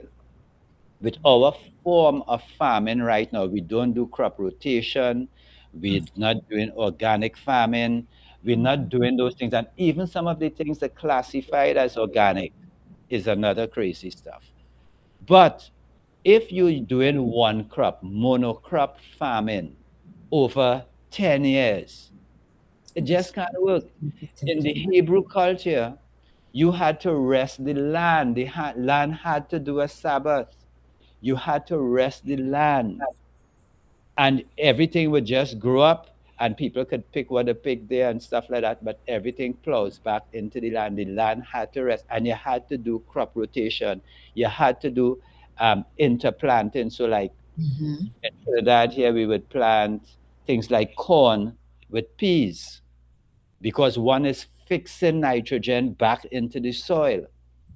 So if you're not practicing that, you're going to end up with a land that's depleted of nutrition. And on top of that, the chemical fertilizers destroying, because it's just a few um, nutritional stuff that you put back into the soil. A lot of times it's NPK, so just a few things that go back in. So the soil is depleted, and hence the reason you would have to supplement too. But I say supplementation, I said that earlier, is not substitution for making good choices. You still have to make good choices, but sometimes you have, particularly if you have something going on. So if you're having a nervous breakdown or something like that, and you realize that your B vitamins are out of whack. I mean, it is extremely low, critically low. Your magnesium is critically low. You don't wait to just try to eat your way back to that. You go and you get some magnesium glycinate and stuff like that, and you take that, you get some B vitamins, and your body responds to it. You just get good quality ones, you know? So that's the answer to that. A long answer, but yeah. Wonderful, wonderful. Um, We're not hearing you. Your mic You're got muted. muted, Dr. Derek. I'm muted. Yeah. Okay, now you're good. Now you're Good. good. Oh, okay. Because I seen it come up on the screen. Okay. Mm-hmm. Anyway, most definitely. Thank you very much. I call those my 8 free doctors, because I Yes. do have, 8 free doctors. Those are the one I depend on, The new because they are stats. free. Yeah.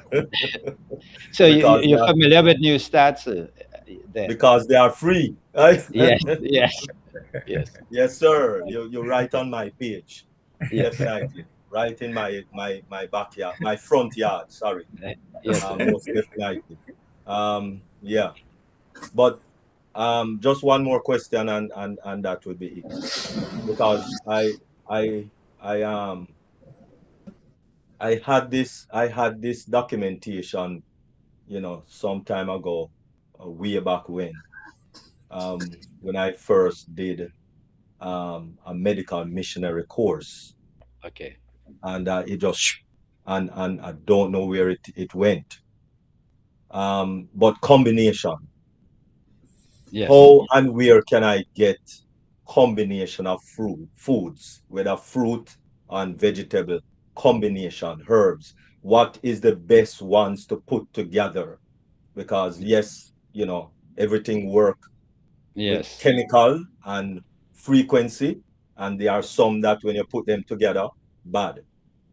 Some that So when you put them it's like together, melons. good. Yeah. So do you have like a list of putting Well, fruit or vegetable together? I could get you a food combination chat. I could do Okay, that. Yeah, so that is not. beautiful. So I would get it to, well, I would get it and I would pass it on and it would get to you because you have some very, very capable queens here. Very, Oh very, yes, yes, that much I know. We have been very together capable. from we have been together here from about 2021.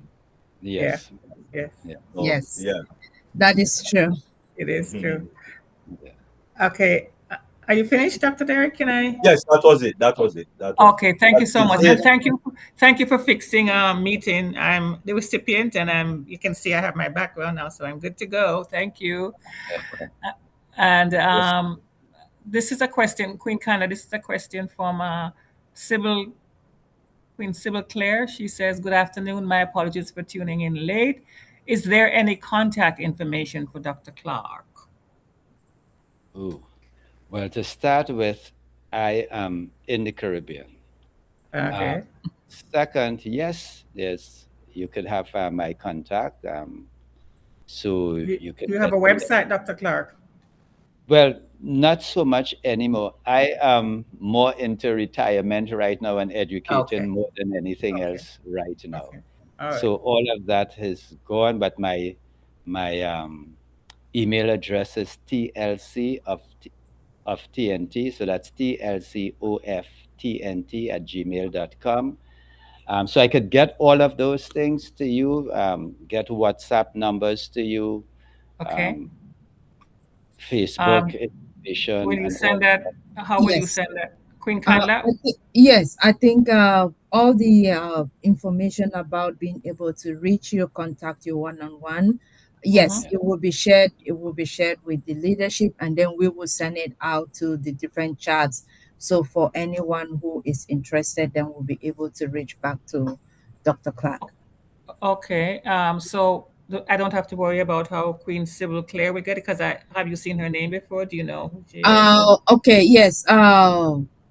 Can we know if they are a part of the chat? If not, then can you provide us your contact information in the So I chat? can put So it in the chat. Yeah. yes, you can put it in the chat, and so we can be able to reach out to you. Dr. James, are you hearing Yes. that? Yes. Oh, I could put it in the chat. Let Please me see. do. No, Her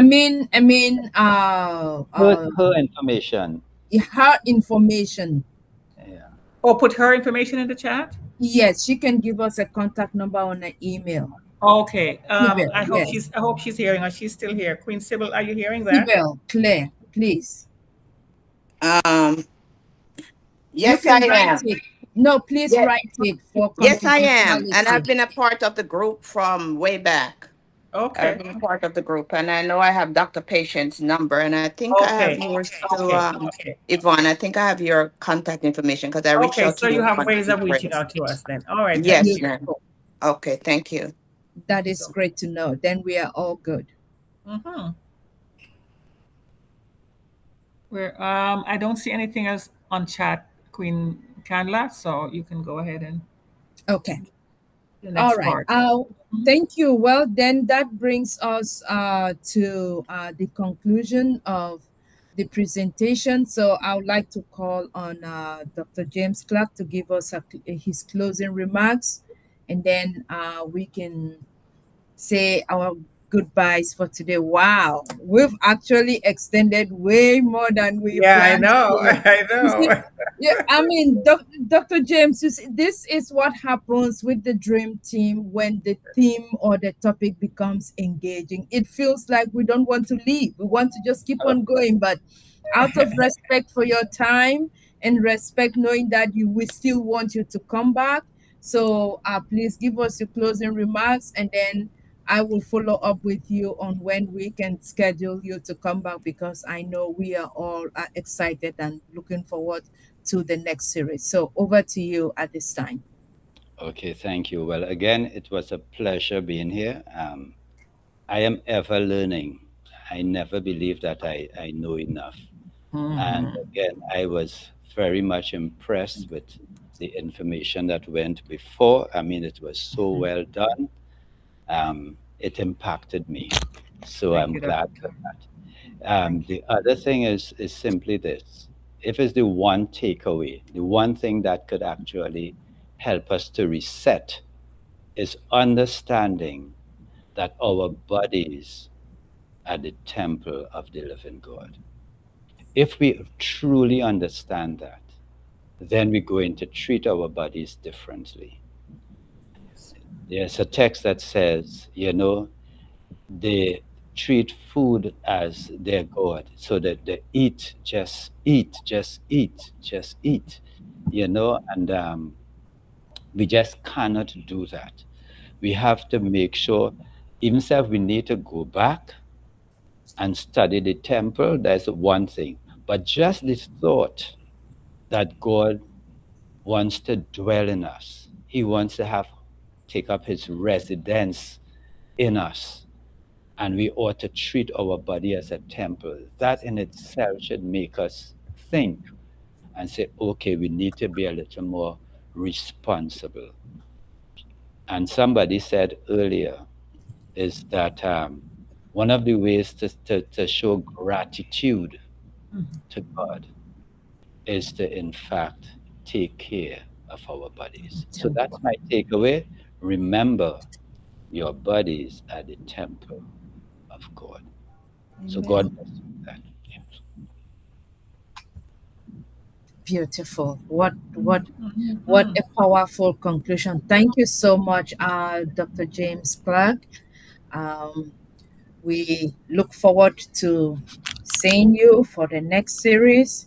Stay tuned, everyone. Once that is planned, it will be going out, and I hope we take this time to go back to the different YouTube channels and listen to the webinar in its entirety, and then you can take out everything that you learn from, or the actionable reasons that you want to apply in your daily living before we are able to circle back when we have our session 2, and then we should be able to have some positive conversations and discussions, engagement to share with Dr. Clark. So thank you once again, everyone. But before we close, we just want to remind ourselves that on Monday, where we have our Mindset Monday with Dr. Derek and Miriam Clark, Tuesday, Monday, 7 p.m. Eastern Time. You can join and stay tuned. Also, mindset is a centerpiece of that presentation. If you miss Monday, endeavor to join on Tuesdays and Thursdays with Deep Dive Globally Changing Life with Dr. Derek. Again, the mindset, building the mindset, as well as other topics of presentation where Dr. Derek also goes deep in connecting our real life today and as well as the biblical context. So make time if you can, and you join 7 p.m. Eastern. And because our sisters we are still waiting, Queen Yvonne and Dr. Yvonne, we are waiting on you. When you are ready, then you can update us on when your Fridays, or if it's Yes, going to be I more will. than I that, will. I will. so that we can resume following the webinar. Then on Thursday mornings, if you're able, I think we still have the Singapore, Malaysia. They do not come on consistently, but just stay tuned if you do receive their updates, then you will be able to know when they have presentations.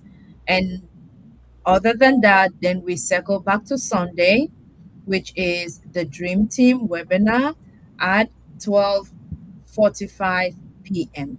So let us use each of these opportunities to stay informed, to be educated, and continue our pursuit of our dreams, our businesses every week, and allow that whatever we do, God will bless us abundantly. So thank you once more to our family on YouTube. Thank you so much. And we look forward to seeing you again next week. To our family here, we can all unmute at this point in time and we say we are so in it to win it. So thank you so much, everyone. Thank you, thank you, thank you once again, Dr. Clarke. We are so in it to Yes. win it. Thank you. We are in it to win it. We are in it We are to in win it. it to win it. Yes. Yes. Bye, everyone. We are in it Bye. to win it. Bless you all. Bye. Thank you. Thank you. We're in it to win it. Yes, we are so in it to win it. Thank you, Dr. In it to win it. In it to win it. Our First Lady, Dr. Benny.